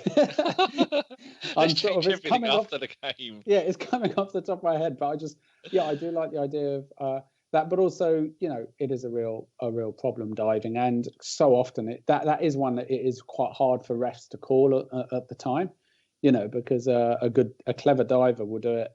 They just need to work it so it works in the angle the ref's looking from. Of course, all the other side are going to go mental. Refs can't react to that because we all go mental, whatever happens. All for it. Gimli? Yeah, of course. It's cheating. At the end of the day, it brings out the wrong message. If you don't try to tackle diving head on, then you promote cheating to win. And that's not what football's about. Just say no, kiddies. Chase, what do you think? I'd love them to, but I don't think they'd enforce it. You look at Pogba grabbing people around the throat. He's gotten away with that a couple of times. I'd love them to do it. It'd be great seeing people get 3-4 match ban. But let's be honest, Sanchez might be on the end of a couple of those bans. True. Simon, any thoughts on it? Yeah, and in theory, it'd be a nice idea and nice solution. But I just think in principle it wouldn't work. I think it would create such a minefield trying to sort it all out. So I think it probably wouldn't work in practice as much as we think it would in our heads. Okay. Right, this is a quick one from Bobby Chicky Booty. He says, how much would you pay to 2-foot Mourinho in the knackers? And then also, have we used Sanogo for spare parts for Welbeck? Maybe that's the reason why we haven't seen him this season. Any thoughts on that, Chaz? What I'd like to do is, if I could kick in, to be honest with you, I'd do it. If Wenger, if I could go up to Wenger and say, look, I'd like to kick Mourinho in the bollocks, would you like me to? And he said yes, I would pay to do it a lot of money, just, to sort him out for Wenger. And the thing is, I think a lot of these sort of rivalries and mind games and managerial clashes over the, last sort of 20 years have been a bit contrived, either by the managers themselves or by the media, who've been desperate to have another Ferguson v Keegan with the big meltdown story. However, in the case of Wenger, I think Wenger genuinely despises him. If Wenger said, I'd like to be Wenger's attack dog, basically. I'd like to do that for a living, actually. Just spend my life going and kicking people. At least you'd be good at running away after. Yeah, exactly. I'd be better at that at kicking, and certainly a lot better at that than being able to put up a fight, to be honest. Jace, being a man who hates violence. I too. I'd love to stamp on his head. Oh, here we go. He's taking it too far. Yeah, it's already gone from bollocks to head. I murdered him. I had permission. He'd be pissing blood for a month or two. I paid me money. I'll give him a fiver first. Seriously, Governor, give it up and say, but look at him. Yeah. You know, 6 months later, he'd be pissing blood and be thinking, that fucking Welsh wanker. I'd love it. You've got yourself all moist now. You're going to have a lay down. Simon, violence. How would you kill him? What would you want to see? I actually think, though, in all seriousness, if we were given Mourinho and we could charge whatever prices we wanted for people to hit him in the balls, it could be a way of raising funds to actually be top of the Deloitte Money League. So that'd be nice. 150 million would be reached in no time. Exactly, yeah. Our new hitting balls partner is Jose Mourinho. Like a kissing booth. Proves it. A kicking the balls booth. Yeah, not quite as pleasurable as a kissing booth, but you still get a pain in your balls afterwards. But anyone got any thoughts on Mr. Sanogo RIP? Well, what has actually happened to him? He's back at the post office, is he, or is he? Apparently he's. No, he's DHL. Apparently someone said he might have an issue with substances. Now I don't know whether that's wood glue, whether it's something a little bit stronger. Was it the glue off the envelope? He's not injured, Jace. He doesn't appear on any of the injured lists. Who is it? George Bird talks about it every now and then. He tweets about it and says, "No, he's not injured. He's just not playing. Doesn't even represent the under-23s. I don't think anybody knows. He's a shit footballer, though, isn't he? You know, nobody knows. You thought at one time that FA Cup final against Hull, he came on and he actually made a difference by just the friendly in the Emirates Cup. We scored 4 goals. Yeah, he was really highly thought of in his youth, to be fair. Before he had those injuries, he was really, really, really highly rated in France. It's just he's gone full Diaby. Yeah, never go full Diaby. I don't think anyone could do that. But to be fair to him, he actually made a difference in that FA Cup final. He did. You know? Come on, yeah. He did. You know, against Hull. He can dine off that. He'll probably be on this podcast in 10 years' time talking about that bloody FA Cup final. Yeah, we better not slag him off too much. Dave Hillier, ex-Arsenal player, Sanogo Wonderland. He's going to come on soon. Sanogo Wonderland. I bet there's snow falling there as well. I'd like him to do well, though. Obviously, partly because if him and Ozil created a good partnership, Ozil could go up to the mic camera and say "ya ya ya ya" for Sanogo's first name, which would just be I'd like it just for that. He hasn't said "ya Gunners ya" for a while, has he? He hasn't what? No. He hasn't said "ya Gunners ya." Mind you, he generally says it after we've won something. So yeah. Anyway. Oh dear. Right. This is just a question just for.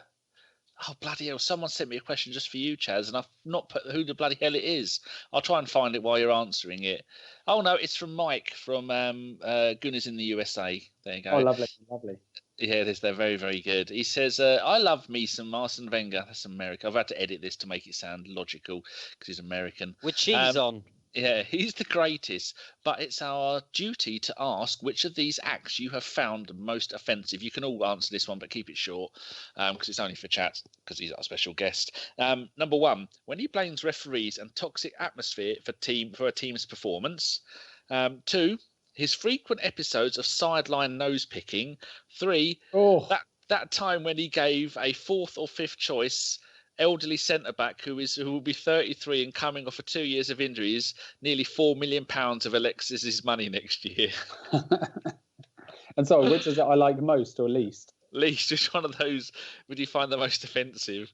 Well, he knows what the answer is because I've talked to him about it before. Definitely number 2. Anything involving public. I wrote an article about public nose picking, and it just makes me want to just take out a gun and just shoot people in the face when they do it. So I actually I've never noticed Wenger pick. Is he talking about Wenger picking his nose? I've never seen him pick his nose either. I've never noticed him do that, but if he ever does, I'm going to have to instantly join the Wenger out brigade and start talking about the futility of everything because no, you can't pick your nose, even if you're French, there's no excuse. So I'm going to say if he's ever picked his nose, number 2. Gimli. If you had to pick one of those, which one would it be you find the most offensive? Or is it you find Mike the most offensive for being American? Oh, probably. No, I find Mike the most offensive for being American. Just cheese on everything. The waste of, and see, and supersize me. It's not going to get any better. Take Danny as your lead. I have cheese once a week now, and that's every Friday when Anna and Ren come round, and I can manage half of a pizza, and I have any more than that, and then I'm ill for the next day and a half. But oh God, pizza and cheese. Simon, which one do you find most offensive? Can I have the options again, please? When he blames the refs or the toxic atmosphere for performances, frequent episodes of picking his nose, or when he's given Per a new contract. I think he's referring to giving Per £4 million of Alexis's money from next year. Oh, I like Per having a new contract. I don't remember ever picking his nose, but I know Yogi Löw used to do that, and he did the pick and roll. He did the pick and roll as well. Did it twice, didn't he? He did the roll just to get it sort of like a bit of sushi. And that, I think, made me dislike Yogi Löw. So I think if he did that, that would make him go down in my estimations. Jace, what's Welsh for bogey? Bogey. I'll never forgive Mike for bringing all this into as a sub question. What's worse, picking the nose and then eating it, or the pick and flick? Eating it is far worse. Did you see that clip of the Everton fan this week? Yes. Yes. Oh, that's what got Gimli's shout last week, because he said, "Send me something that'll make me laugh." So he picks his nose as he's leaving the stadium, wipes on the top of a bird's head. that was foul. That was typical fucking Scouser. Is there a Welsh word for bogey? No, not really. I told you, bogey. You're going to get yourself a beating. He's only 20 minutes away. In fact, I reckon I could put 10 quid that Jace could be at your house and have killed you before this pod is over. What do you reckon, Jace? I'm secretly still hoping that he hasn't figured out what his intro was. I couldn't understand it. I couldn't understand it. I'll tell you what. I'm going to put it in the chat box. You go off and work it out. Oh, you put it in the chat box. To be honest, the first one. Next question. We have a bit of breaking news here, something that even I wasn't aware of. Somebody called GFP's son at North Armoury. I thought that's brilliant. I didn't know I had a son. I know there's Arsen's son, which is Hugh Izzy. Don't say anything mean, Gimli, because Hugh's a nice bloke. And he asks, and obviously if he's my DNA, a really good question, who replaces Jenko or Debuchy? Chaz, what do you think? Not about my alleged son, but about the who replaces him at right back. Blimey, what are they both going? Yeah, Jenko is going to sign for Crystal Palace. I think it's £7 million. Didn't that fall through? I think he might well. Simon, what's that, Simon? What do you know? It's collapsed over personal wages or whatever. He wanted them to play in red. No, he's not going. He wanted to FaceTime Theo. Debuchy's going to Marseille, according to Chris, and Chris knows his stuff when it comes to Ligue 1. So, who would you pick? And would satin bed sheets. And satin and hair apparel. So, oh Jesus! God, I hadn't got. You mean within the current squad? Like who would be? Either. Oh right. Because it can't be Ashley Maitland-Niles, can it? Because he's not a right back. He's a right midfielder. Thank you. Took your time.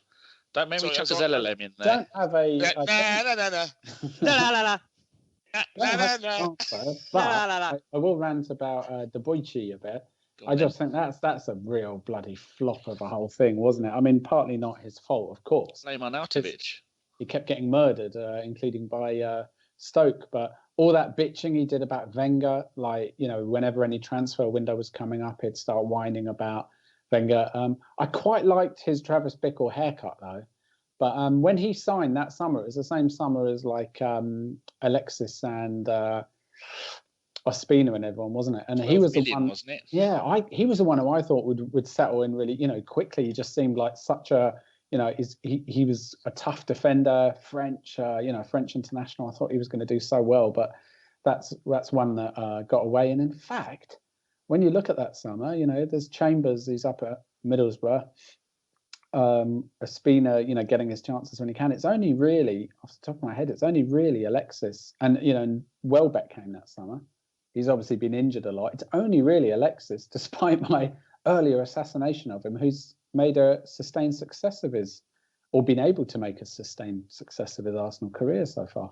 He's 32 in July, and I think this just happens when Wenger rushes out and buys too many players. You look at the Arteta Mertesacker haul that included Park, that was one hell of a t-shirt Mark II, as he should be called, and that didn't work out too well.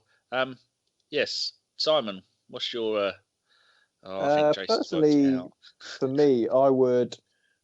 Long term, I'd probably look to bring Chambers back and move him as a centre back. And I actually prefer Gabriel at right back, so I would just make Gabriel the second choice right back. If it was me, that's my choice. I think he is magnificent at right back. I think he's a much better. Yeah, I think he's just a bit better when he's away from the middle of that defence.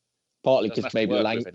There's no. Yeah, part of the language thing. Exactly that. And I think Chambers can come in and be the extra centre back to fill that. So that's what I would do personally, because it's also difficult. Because any right back you get in knows they're not going to play ahead of Bellerin because he's arguably the best right back in Europe. So it's a difficult one to fill. So I think I'd do that. Are you still with us, Gimli, now that Jason's found out what you wrote? I'm here. Are you hiding under a table? No. I quite liked it, to be fair. I didn't realise you put likeable in there as well. There you go. He used the C word, but he said you were a likeable C word. So he got the C word wrong, didn't he? It's all he had to do was replace the U with an O, and he divided it right. That's what Google Translate told me it was, and I believe I wrote that you were a lovable. Go on. You're likeable cunt. Okay. No, lovable. It was lovable cunt, I believe. I wouldn't have put likeable. He doesn't like you, for fuck's sake. Get it right. Get it right. It doesn't translate exactly the same way, see? It doesn't translate exactly the same way. Well, that's because you're backwards. That's why. I wrote it in English, and that was the Welsh. If you don't understand it... I've just heard Jason's front door slam. Gimli, run. Who's lying? Who's lying here? Google or you? I'd be more inclined to believe Google. I believe Jason. He speaks the fucking language. Oh, you twat. Little Gimli, right back situation. Are you available? No, I'm not available, but I believe a man that is would be Gabriel. No, I believe I agree with everything what Simon said. So your piss would be hotter than the surface of the sun when it comes to the piss test. It would be. And there'd be some substances in there. Jason, I take it you have an opinion? No, as Simon said, it's really difficult. Who are you going to sign? You're going to sign a young up-and-comer, and then they're going to have to buy their time for a chance at that spot. Because Hector, to be fair, he's the future and the present at right back for us. But, Gabriel's doing a good job stopgap there. Chambers playing really well at Borough. He's a centre-half. But, between him and Holding, they've got to develop at centre-half, and a couple of games out, they won't do him any harm either. So, yeah, I'm more worried about left-back with Nacho getting on in age. That's a bigger concern for me. Okie dokie. Some lovely question again. We get some really nice questions. Thank you for my son. Here's one of my... If I had to make a list of 10 people you follow on Twitter, it would be at T50Red, Tone. He says, what should we get Jenko for a leaving present? Personally, I think an Arsenal duvet set. Chaz, what do you reckon? New phone so he can FaceTime Theo. And Gimli, what would you get him? Oh, I don't know. I don't know. I don't know. I genuinely don't know. Well, you have a little think. Simon, what would you get him? What would I get Jenko as a leaving present? Yeah, I reckon maybe just like a nice little montage of his best Arsenal moments, all 30 seconds of them. I think that'd be good. You could actually get someone in to draw that, couldn't you? I'm joking. Oh, go on, Jason. You've piped up. What wonderful present have you got for him? A nightlight, an Arsenal nightlight. Just a bedside lamp. That goal against Norwich. That's what he'd want.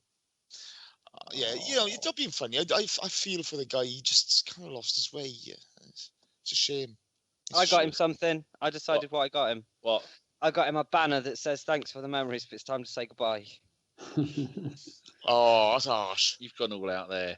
Right, Bob D says, why give the BFG a new deal when 3 centre-backs we've got are doing all right, and more so Chambers playing well at Borough and Holding around 2? Oh, Jazz.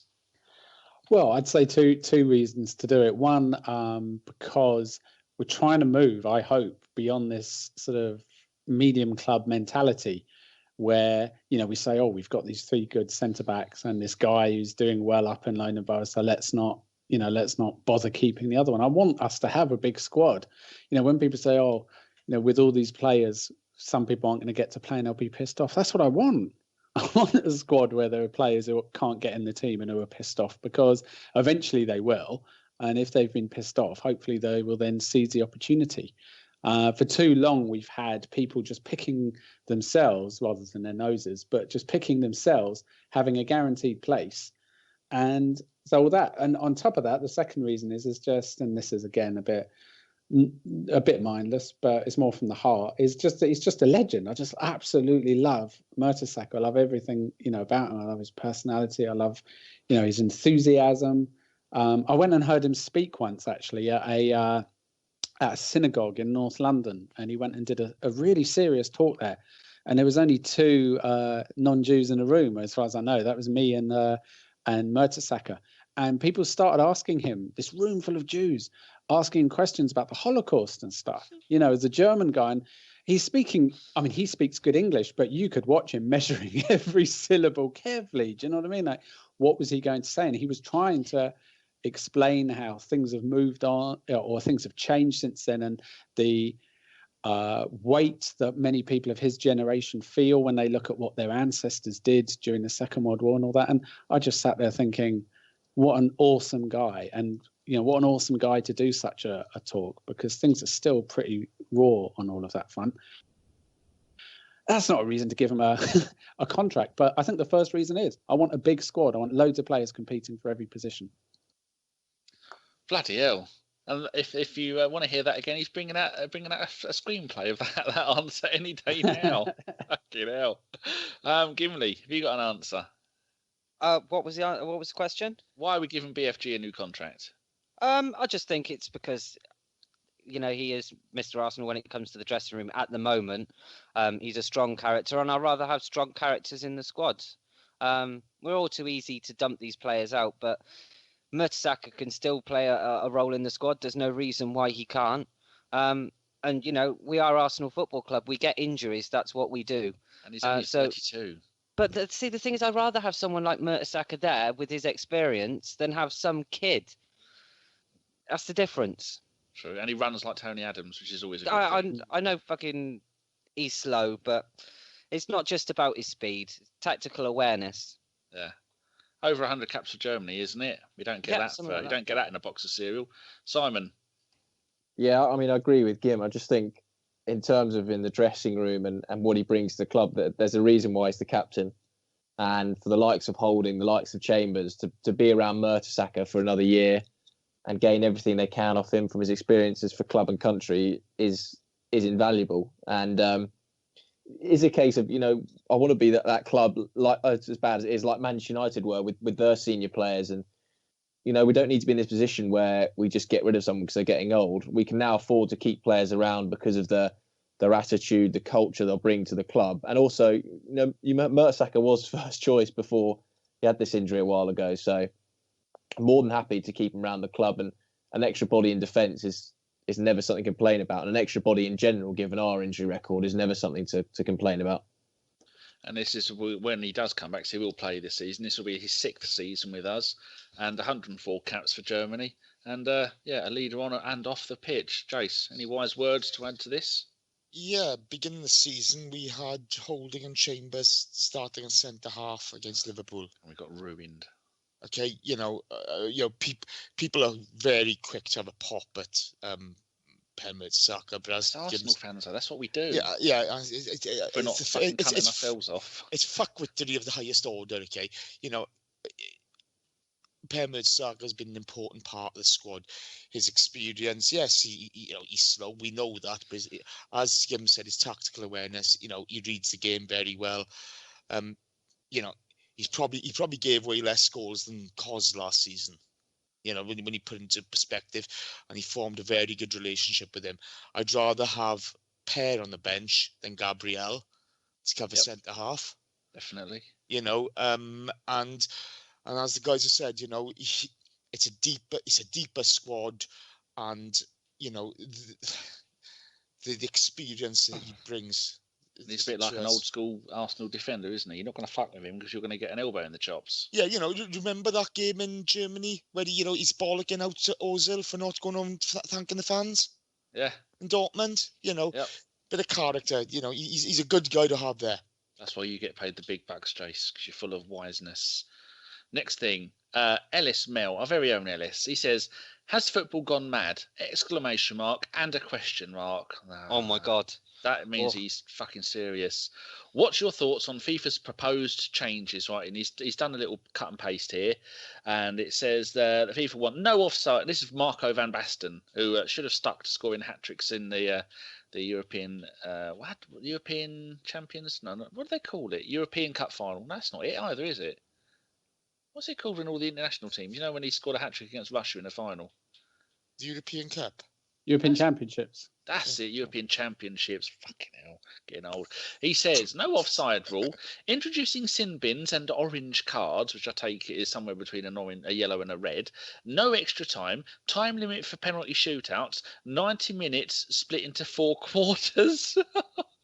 Chaz, if you can hold your side long enough for an answer, we'd be grateful. Is there any of those you think are good?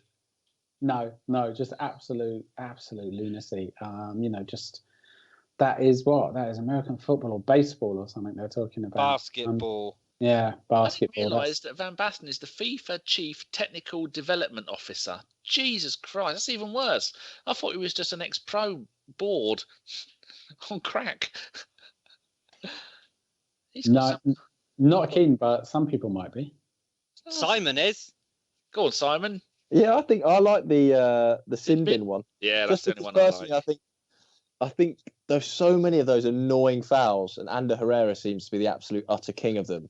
The cynical shirt pull or little flick round the legs, and they take that yellow, and Xhaka got sent off for it early in the season as well. Those ones, I think, if you just gave a sort of 10-minute in the bin for those petty little fouls, I think it'd be really good. I understand it's difficult to police, but in rugby, I think it works great for things like that. And the only other one, I don't know if it was on that list, but I think Van Basten was talking about, I'm not saying it's a good one, but was having, instead of penalties, you had, I can't remember what you call them, but they're like American-style penalties where you dribble from the halfway line and you get... Oh, they did that at the start of MLS. Yeah, which would be interesting to see. I'm not saying it would necessarily work, but that'd be interesting. But the only one, I would actually quite like sin bins, just for those petty fouls. I think it could cut them out. But I mean, the 4 quarters, fucking hell. I've also seen, and that's what they wanted in MLS, they wanted 4 quarters. And also I've seen it somewhere else. It might have been an MLS Cup or something. The penalties were taken from 5 different parts of the pitch. You started on a different point each time, like the halfway line coming in, and then the other side of the halfway line, and then the... Sounds like a game of horse. Jace, what do you think? Yeah, I like the sin bin one. You know, we spoke about diving earlier on. That's because you love egg chasing. I do love the rugby. I do love the rugby. Yeah, no. Yeah, sin bin. You know, it could work. It could, you know, if you used it for diving, you know, dive in the penalty area, trying to look for a penalty. You got 10 minutes, sit down. You know, it costs your team. The offside one, I get why he's saying it. I understand why he's saying it, but you know, there's an art to defending. There's an art to... Remember when the offside rule changed and you used to have Thierry Henry's arcing runs to, you know, come from an offside position back onside to take advantage to play the defence. It takes away an intelligence and a skill in the game. So I understand why he's saying it. You know, if no offside, goals galore, it makes it really attractive. But there's an art to football. You know, there's an intelligence to it. And it would take away from that. But some of them, the quarters thing is just fucking stupid, let's be honest. That's just imbecilic. But, you know, it's... Yeah, I get why he's saying some of it, but again... For attention. Well, why does he need attention for? I don't know, because he's not a footballer anymore. They crave it, don't they? How many titles did he win with AC Milan? He doesn't give a shit. He's just trying to spitball, isn't he? Yeah, this is the thing, you know, I don't care. Okay. Little Gimli. Are you there? Yes. What do you think? I think football is a wonderful game that's been played for an awful long time without anybody fucking with it. I agreed with goal line technology, but apart from that, why fuck with it? How It about works. jumpers for goalposts? Do you agree with that? Oh, yes. Yes, lovely. Yes. Right, now this is a really, really good question. Me and Jace were talking about this before the pod started when we were sorting out the schedule. Fife is on next week, apparently. We've so if people want questions next week, finance-wise, Fife will make it all up and charge you £600 an hour. Right, from Peter Edwards. It's a bit of a long one, but bear with me. I was wondering why the relevance of the Jeff being on the bench with the likes of the Ox, Welbeck and Lucas, all three of them play wide, I've added to there. All needing game time, there is no scenario in which he will be used. Surely that spot would be better suited to someone like Bilic, a centre-back, Bramall, a left-back. So if we had injuries anywhere on the field, we were fully covered. Whereas if Jacques got injured, we'd be playing with an Ox-Ramsey pivot or holding at left-back, which isn't exactly ideal. Jace, as you were the first one to hear about this, what do you think?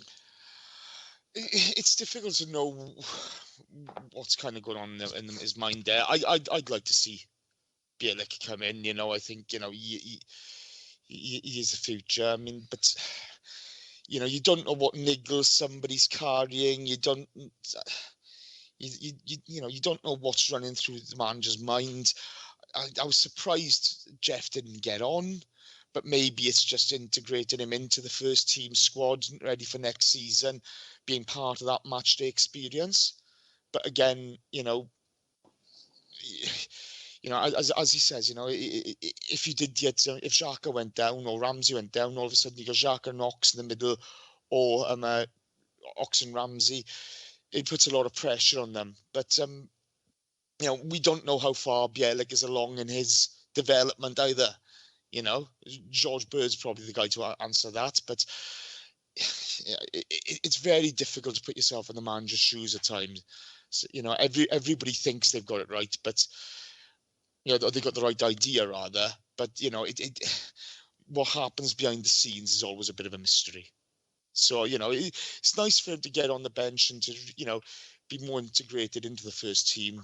But again, how it plays out in reality is a different thing, That's it. Anybody else want to answer that question? Chaz?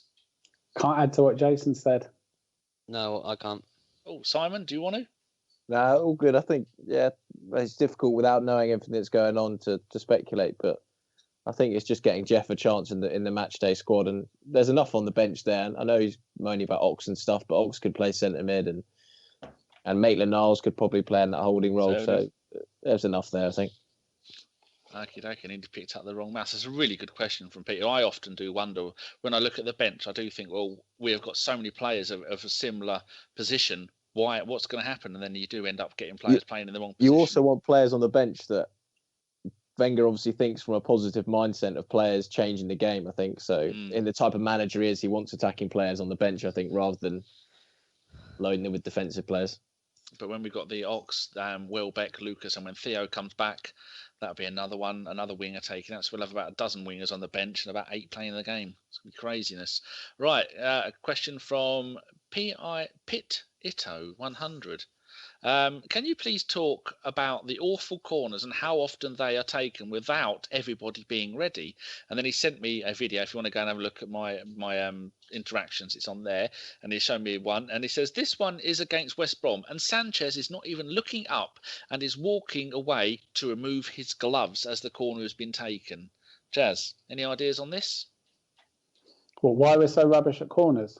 Yeah, why people aren't ready. It used to be the corner taker would hold his arm up, everybody would be ready, 3, 2, 1, kick the ball, someone would score. Now it's run down there. The wrong people are taking the corner. It's a little bit like Harry Kane taking them for England. Seems to be no one really cares about corners anymore. Yeah, exactly. I mean, I don't know. I during the George Graham era, when we got a corner or any set piece, but particularly corners, I'd start getting, half getting up to get ready to celebrate a goal because we did, for so long, so well with them. And now I just sort of, my heart sinks when we win a corner. I'm almost more excited when they get the goal kick because we've got more chance of getting something out of it. I don't know why, when we talked earlier about how, Wenger buys all these creative players, for so many years where we've wanted him to buy a defender or a defensive midfielder or a striker, he's gone and bought creative players who should be marvellous at assists and at set pieces, but we're just absolute pants. And I don't know why, but it's a real problem. Lovely. Gimli, have you got a... Oh, you've put we aren't. What aren't we? No, I'm saying we're at about an hour and a half, so we need to start to speed this up because we got some predictions and some shout outs to do. Okay, I'll just ask one question to everybody else then. Okay, Brian James Thompson, this can be for you, Gimli. Where were you to replace Sanchez in the summer, who would you realistically target? Marco Reus. Oh, swine. This is a bit of a statement from Nicky Wilson. Why is everybody worried about Ozil and Alexis not signing new contracts? If they don't, we will just sell them and buy new players. It's not like we have to keep half of their transfer money to pay for the stadium like we did years ago. We can spend all of it on a couple of new world-class players like a Boomerang and Marco Reus. Oh, let's give him his answer, that was. Pete Kennelly says, what would you like to see on a banner at the Emirates, Jace? Are you there? Yeah. What would you like to see on a banner? I really don't give a fuck. A Kit Kat. Fucking twat. A Kit Kat a day would keep the doctors away. Two fingers of love. I do apologise. I just don't care about banners. The dogs. Put a picture of you on it, Chase. If you don't play, you're going to get some of this. Indy Chris's red and white army. That'll do. Oh, stop. All right, this is a general question from Don Virgo. Do you think we should tackle more? Every week there's got to be one. Okay, this is a good one. You can have this one, Simon. From our very own Carl. It says, seeing that Van Basten wants to get rid of the offside rule, what's the one change to the game you would like to make? One change to the game I would like. Yeah. I would like... Actually, it's something that, as some managers, Ranieri speaks about it a lot, and it's something that, seeing as we were chatting about subs the other thing, to be able to have 11 subs on the bench. Like they do in Italy. Have as many as you want. So you can have your full squad. I would have that. And maybe increase it to 4 or 5 subs. Because in the old days, kiddies, it used to be you would be able to name one sub, and then you could bring him on, and then it was one sub and a goalkeeper. You could still only bring one on, and then it was three players, and then you could only bring on, was it one? Yeah. Yeah. Either that, or if it's if it scores a level at 80 minutes, you play with 2 footballs. Right. That's brilliant. Gimli, this is from Paul from Invinci Blog. He says, no, he missed it in Invinci Blog. He says, would you rather keep Ozil and Sanchez or have another St Totteringham's Day? I'd rather keep Ozil and Sanchez. Fair enough. And one final one, Chaz can have this one. Do we, this is from Mark Blondal. He says, do we actually have an idea for combating a 3-4-3 formation? And I did a little jotting up of this at the weekend, and 8 Premier League teams played with 3 at the back in various formations at the weekend. With our current squad, while keeping the 4-3-3 formation, what do you think? I wish you'd asked me the one about changing the games now. I don't know whether Wenger whether he toys that much with it. It feels like he he is starting to sort of tinker a bit with formations and with tactics. It still feels that at heart he sets the team out to do much the same thing week on week out. The thing I changed in the game, you didn't ask me, but I'm just trying to dodge an overly tactical question that I'm out of my depth on. No, I'd quite like it if managers could roam anywhere. Like literally anywhere, like even on the pitch. I just think that would be hilarious. On the pitch? Yeah, I find the older I get, the more fascinating I find managers and the whole managerial sort of soap opera. And I just love the idea of what people like Klopp and Mourinho and Wenger and that, would get up to if they could go anywhere. Basically, I just want Mourinho and Wenger to have a fight again. I want them to finish off that one they had at Stamford Bridge. Either that or, and this is off the pitch, but I'd quite like the media to doorstep some of these Twitter in the nose. Some of these fucking kids who sit in their dressing gowns in their parents' spare room, making up crap on the internet. I'd like it if, when each of the 2 transfer window closes, so we've got that coming up in a couple of weeks, the winter one closes, if they got people like Jeremy Kyle and Roger Cook and Jeremy Paxman to go and doorstep them on Sky live. Roger Melly. Yeah, and just go, right, you told the whole nation that, Benzema to Arsenal was a done deal. He hasn't gone. What have you got to say now? It'd be awesome. And he's like, That was kids Jimmy just who said that. shitting themselves on TV. That's what I'd like. Dear. Right. Also, this is one quick one for Simon from Mohammed number 4. He says, question for Simon. Ask him to question Arsene Wenger in a press conference about the situation with Zelalem. Much better late than never. Have we given up on him? So we want us as a little job for you from Mohammed 4, and he will be paying you £1 million if you do it. Oh, good payment. We had some also had some questions. Cash for questions. Yes, and James made a point about someday Wenger will leave, and what is the bottom line that for any manager should do in his first 2 years? I think that's a question that would take a long time to answer, so we might save it for next week. Gimli predictions we have on Saturday, Burnley, 3 p.m. Jace is hosting the radio show. Predictions for that, I think we need. Okay, I'm going to go 3-1 Ozil. Danny. Make me go last because I'm typing it all out. Okay, Jace. 5-0 Alexis. Simon. I'm going to go 1-0 Ramsey. Chaz. 2-1 Iwobi. Oh, Iwobi's a good shout. Danny. I think I'm going to have to go 2-0 Giroud. I've gone all Jeff Arsenal. Did you see last week I picked 4-0 Giroud, and I am top of the league for the first time ever. I've been top 3. The only person who does all of theirs on the show. That's it. Now you have to stop on there. Bastard. Right. Yes. Should we go into some shout outs then? Yes.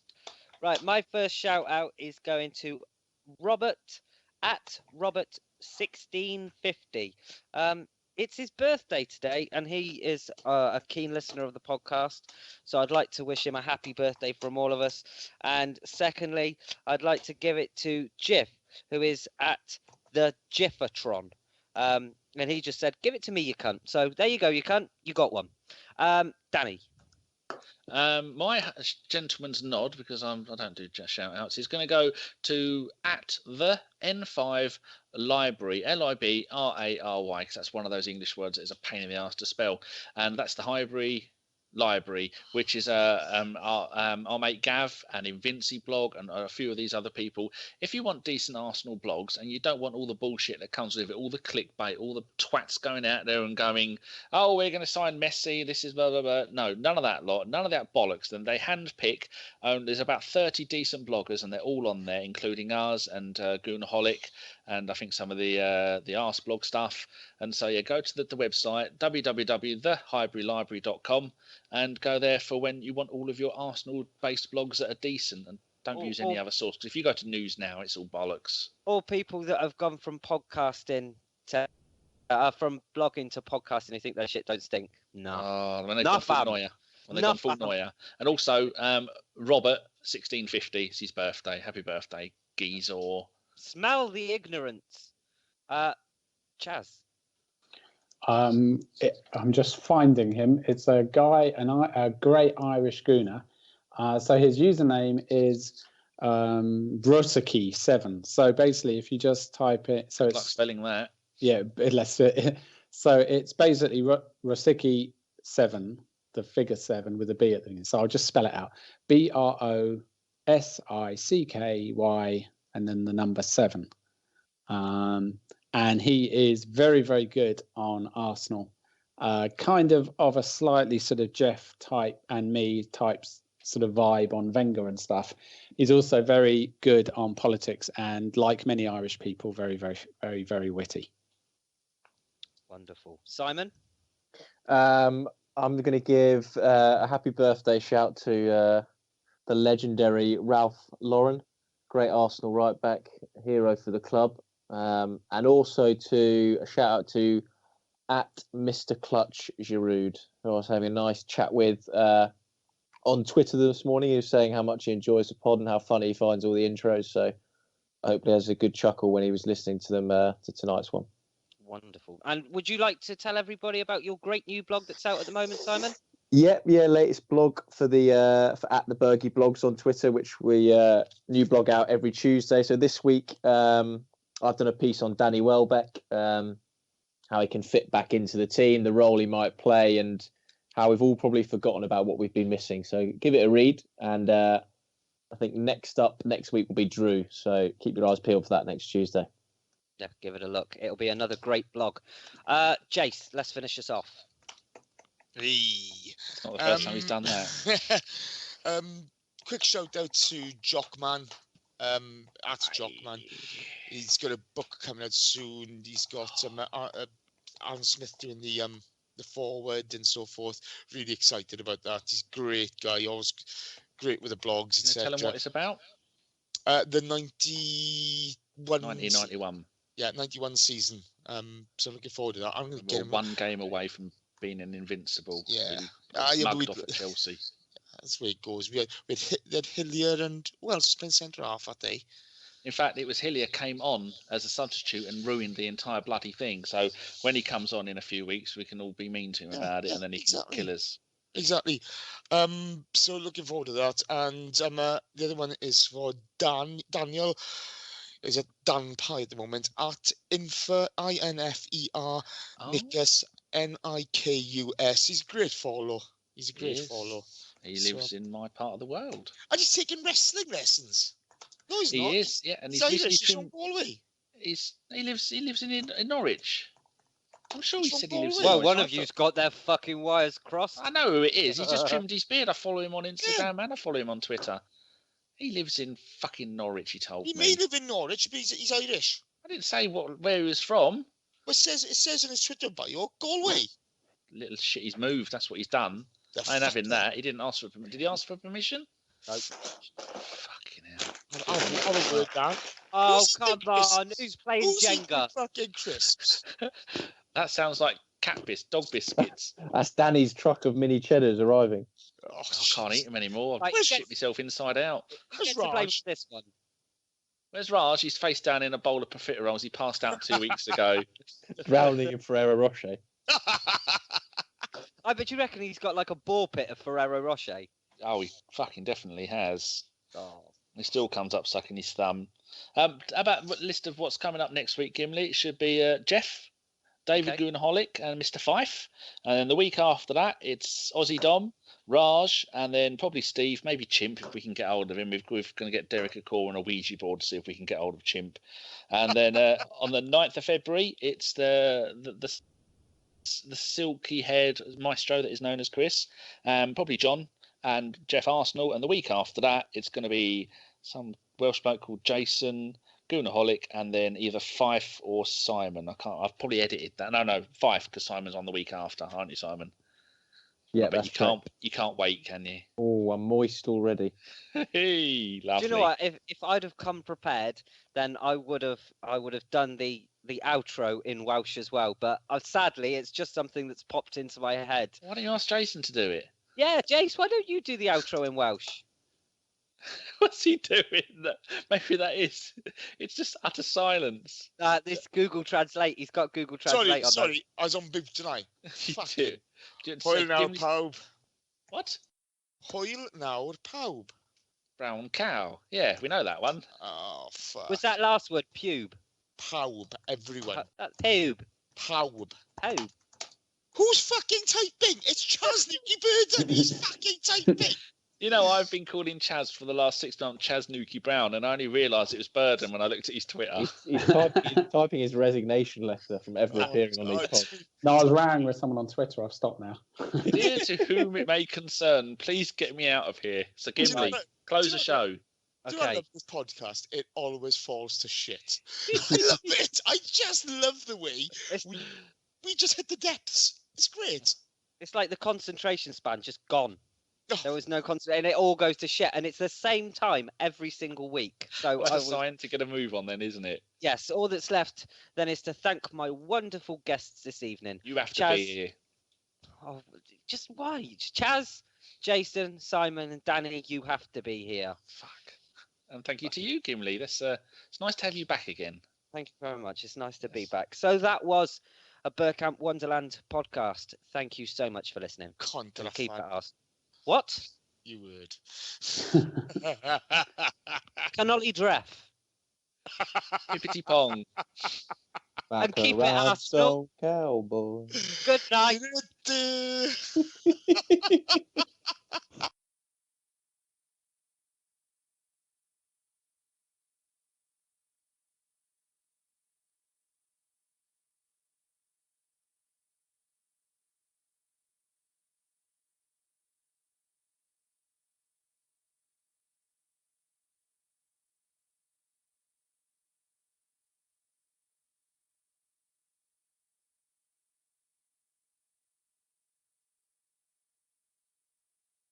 To be fair, lads, okay, it falls to shit very quickly, doesn't it? It does. It really does. It's like a verbal Jenga. Venga? Jesus. It's like verbal Jenga. It's all gone to shit. Jenga out. We're not having any board games in this pooza.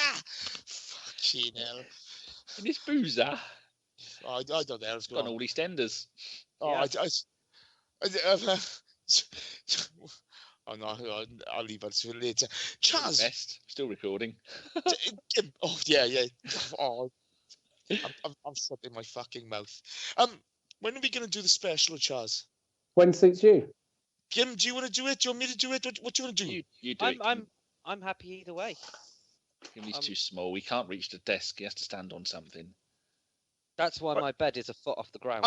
I was just thinking, if we did it, we got Simon to ask 3 questions, Jeff to ask you 3 questions, and Holick to ask you 3 questions, and then you can tell the stories around those questions. It would be a really interactive thing. Yeah. No, that sounds great. Yeah. Shall I tell you what would be a good one? If you got everyone from ABW to personally ask the 19 question. of us. Yeah. A lot of editing. No, fuck that, bro. That'd be Guantanamo Bay. Yeah, I'm not being confessing funny. to terror offences by the end of. No, go for it. Yeah, this is the thing. 5 is about as much as I can fucking handle. Okay, and I'm not being funny, but you're talking about 3 generations there, all quite interesting blokes who have interesting questions, and I can just prod them around and throw an F and a cunt in now and again too. Yeah, that sounds brilliant. Yeah. Really, you like the sound of that? very much so. Yes. Brill. Simon, you up for it? Yeah, like it. What would those 3 be joining us, or are they? Yeah, on the pod, because there's a bit of interaction. Because, say for argument's sake, Dave asks a question. Yeah. So, Chaz tells a story. If Jeff or Simon have something to say about it, to expand on it. Did you say they're all 3 different generations? There's only about 5 or 6 years between Jeff and David. One of those is going to be insulted by that. I thought they were both 40. Oh, well, there you go. They're both lovely. Faulty? 40. Yeah. If this goes on the extras, I'm not upsetting any fucker. Okay. You don't shit in your I know Jeff's a bit faulty with his love for Arsene Wenger, but I think that's a bit rude, that's on the wane. He had a dig at him last time, didn't he? I think that was the title of the show. Wenger has a go, and Jeff has a go at Wenger. Yeah, went blue or red. It did. How about end music, Chaz? As you're the guest, would you like to pick Oh, the end no, music yeah. for this? I've Don't you fucking start. No, I've got an idea on this because I saw a tweet from Chaz yesterday. Did you like the one I had last time for the radio show? What's that, Pussycat? Yeah. I was just thinking, Cooler Shaker. Oh yeah, Govinda. Yeah. Yes. Very good shout. Yeah, Govinda Jaya Jaya. Yeah. I saw you tweeted it on. I thought, it was from yesterday. And I thought, that's the end music for the pod. Perfect. There you go, Daniel. See, I think about people, Dan. I wasn't listening. I was telling Sean how to play Forza Horizon 3. Oh. Right, in the naughty corner. Go to bed. Why don't you get Raj to take her back? It seems like she's been 18 now, Gim. Is No it? one will take her. Can't you sell her? I sent her to fucking Fiji and she come back. Can you put her on eBay? Tried to. No luck. Put her in a suitcase. When postage, they were charging by the pound on postage. It was millions. What about Spock? Because that's locally. That's like the shit that you don't want, and then you sell it to people that want the shit that you don't want locally. Well, in the front garden, from Like the the age of transfer 5, market. when she was 5, for an entire summer, she sat in the front garden with a bit of cardboard and string around her neck saying "free to a good home," and people just used to use her for letting dogs wee on. Oh, that's true. Rex. That's really Dick. brutal. I've True, got though. to go because I've got pork chops for dinner and I haven't. And I'm Oh, hungry. Josh. Oh, there it is. Look, Charles has whacked it in. That's Right, the what was the fun. name of this song? Are you off now, Gimli? Yeah. Yes, I am off now. Lovely. It's been lovely to have you back and to see you nice. Not Thank lying. you very much. Pleasure to. No, Jace, weren't we talking about how nice it is to have Gimli back before the thing? Oh, you were calling him a cunt. I was saying Oh, how nice it fuck was to you. have him back. You were just Go on, mugging Gimli. him Fuck up. off. Here we go. I've been mugged off. You just said the fucking ginger Welsh cunt. That's what about you. All right, okay, fair enough. I'll have you know, I'm not ginger, nor am I Welsh. Oh, You shut are up. very Next thing you'll be ginger. telling is you're 6'2". Is No, it 5'8". who is taller? Is it you or 5'8". Are you standing 5'8". on your little cushion again? Who's He's- who's who's taller, you or Chris? Jesus, Okay. it's like the bushwhackers when them two get It's, married. it's nothing to boast about, Jay, for fuck's sake. It's like saying who's the ugliest. who? Who resembles the elephant man more? I'm gonna I was show just you. I haven't got his fucking shoddy haircut. You ain't got any fucking hair, you're bald. Have you got I his am. boots, though? No, Oh, genuinely. oh, oh. Do you want to see my barnet at the moment? I'll turn my webcam on. Oh, Jesus, don't. Oh, no. Oh, and then I we have to start paying normally. No, you don't have to pay. Oh, hold on. I don't want to see any of that. I've No. got to sleep Oh, later. dude, this is what Grindr's for. Fuck off. You're just fucking rude, the lot of you. Hold on. Is that it? There you go. Fuck, you thin in there, any boy? I know. It's got a Batman Jesus symbol on top of his Rex. head. Look, terrible. I'll tell Fucking you what. terrible. Islands in the stream. That is what we are. It's still a better haircut than Chris's. It's not hard, is it? See, You can't- if I couldn't decide what I wanted to do with mine, so I thought, fucking have it all off. I tell you can't- what, like- you, Can't you- beat those boots, though. yeah, you're definitely ginger though, bro. I am fuck off. You're blonde, you racist. He's a visitor to your country and you're just horrible to him. No wonder he stays. Yeah, he loves the abuse, doesn't he? He loves the abuse. Do you know what I said? Like, because you know me and Kate are trying for a child, and we've already Oh, said I thought you were a child. no. I want an army. I want another one of me to terrorise the neighbours. Oh, fucking hell. He'll be from Merthyr. Oh, can you imagine? No, JC's not going to be from Merthyr. I am not having another Ryan Giggs. Nipping Not over a to chance. England for the birth. Yeah, that's it. We can't leave that in the extras, can we? See, the thing is, if Kate, and I've already said, if Kate, we get to that fucking bridge and you're crowning love, you're in the sea.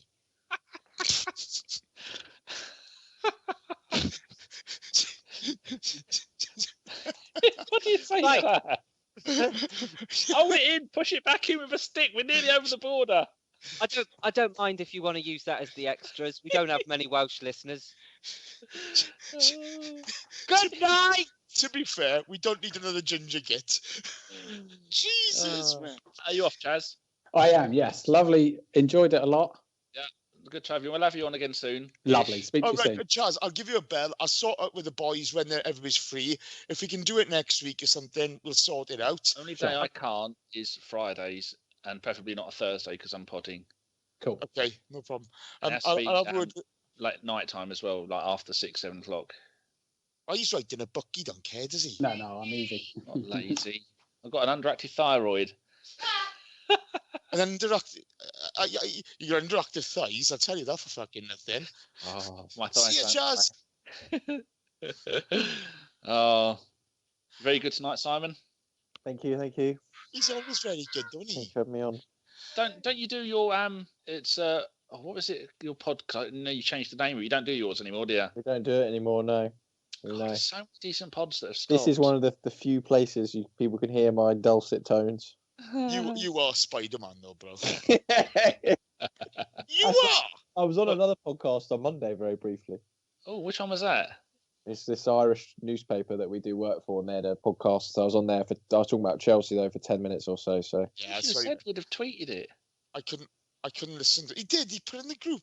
I couldn't listen to that. yeah, sleep. It's about 10 o'clock in the morning. Oh yeah, I was just going to sleep.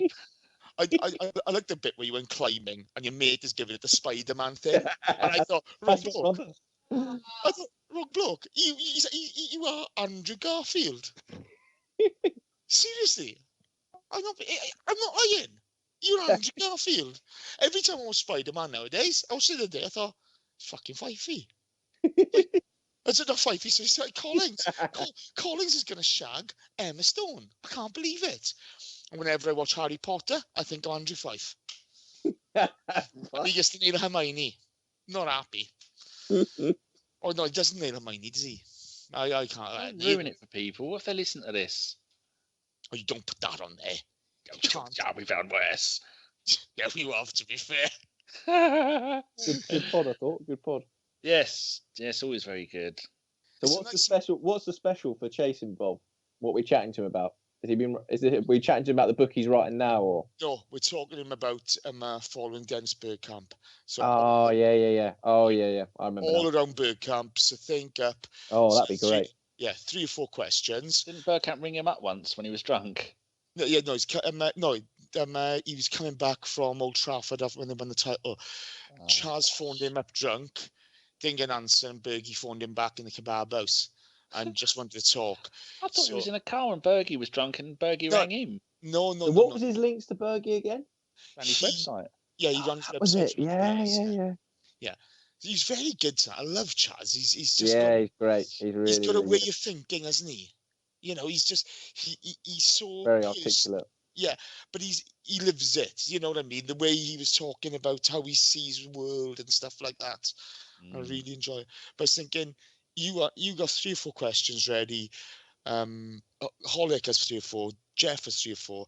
You're getting different views, bingo, and then just prod if you want him to expand on something. I think that's the vision.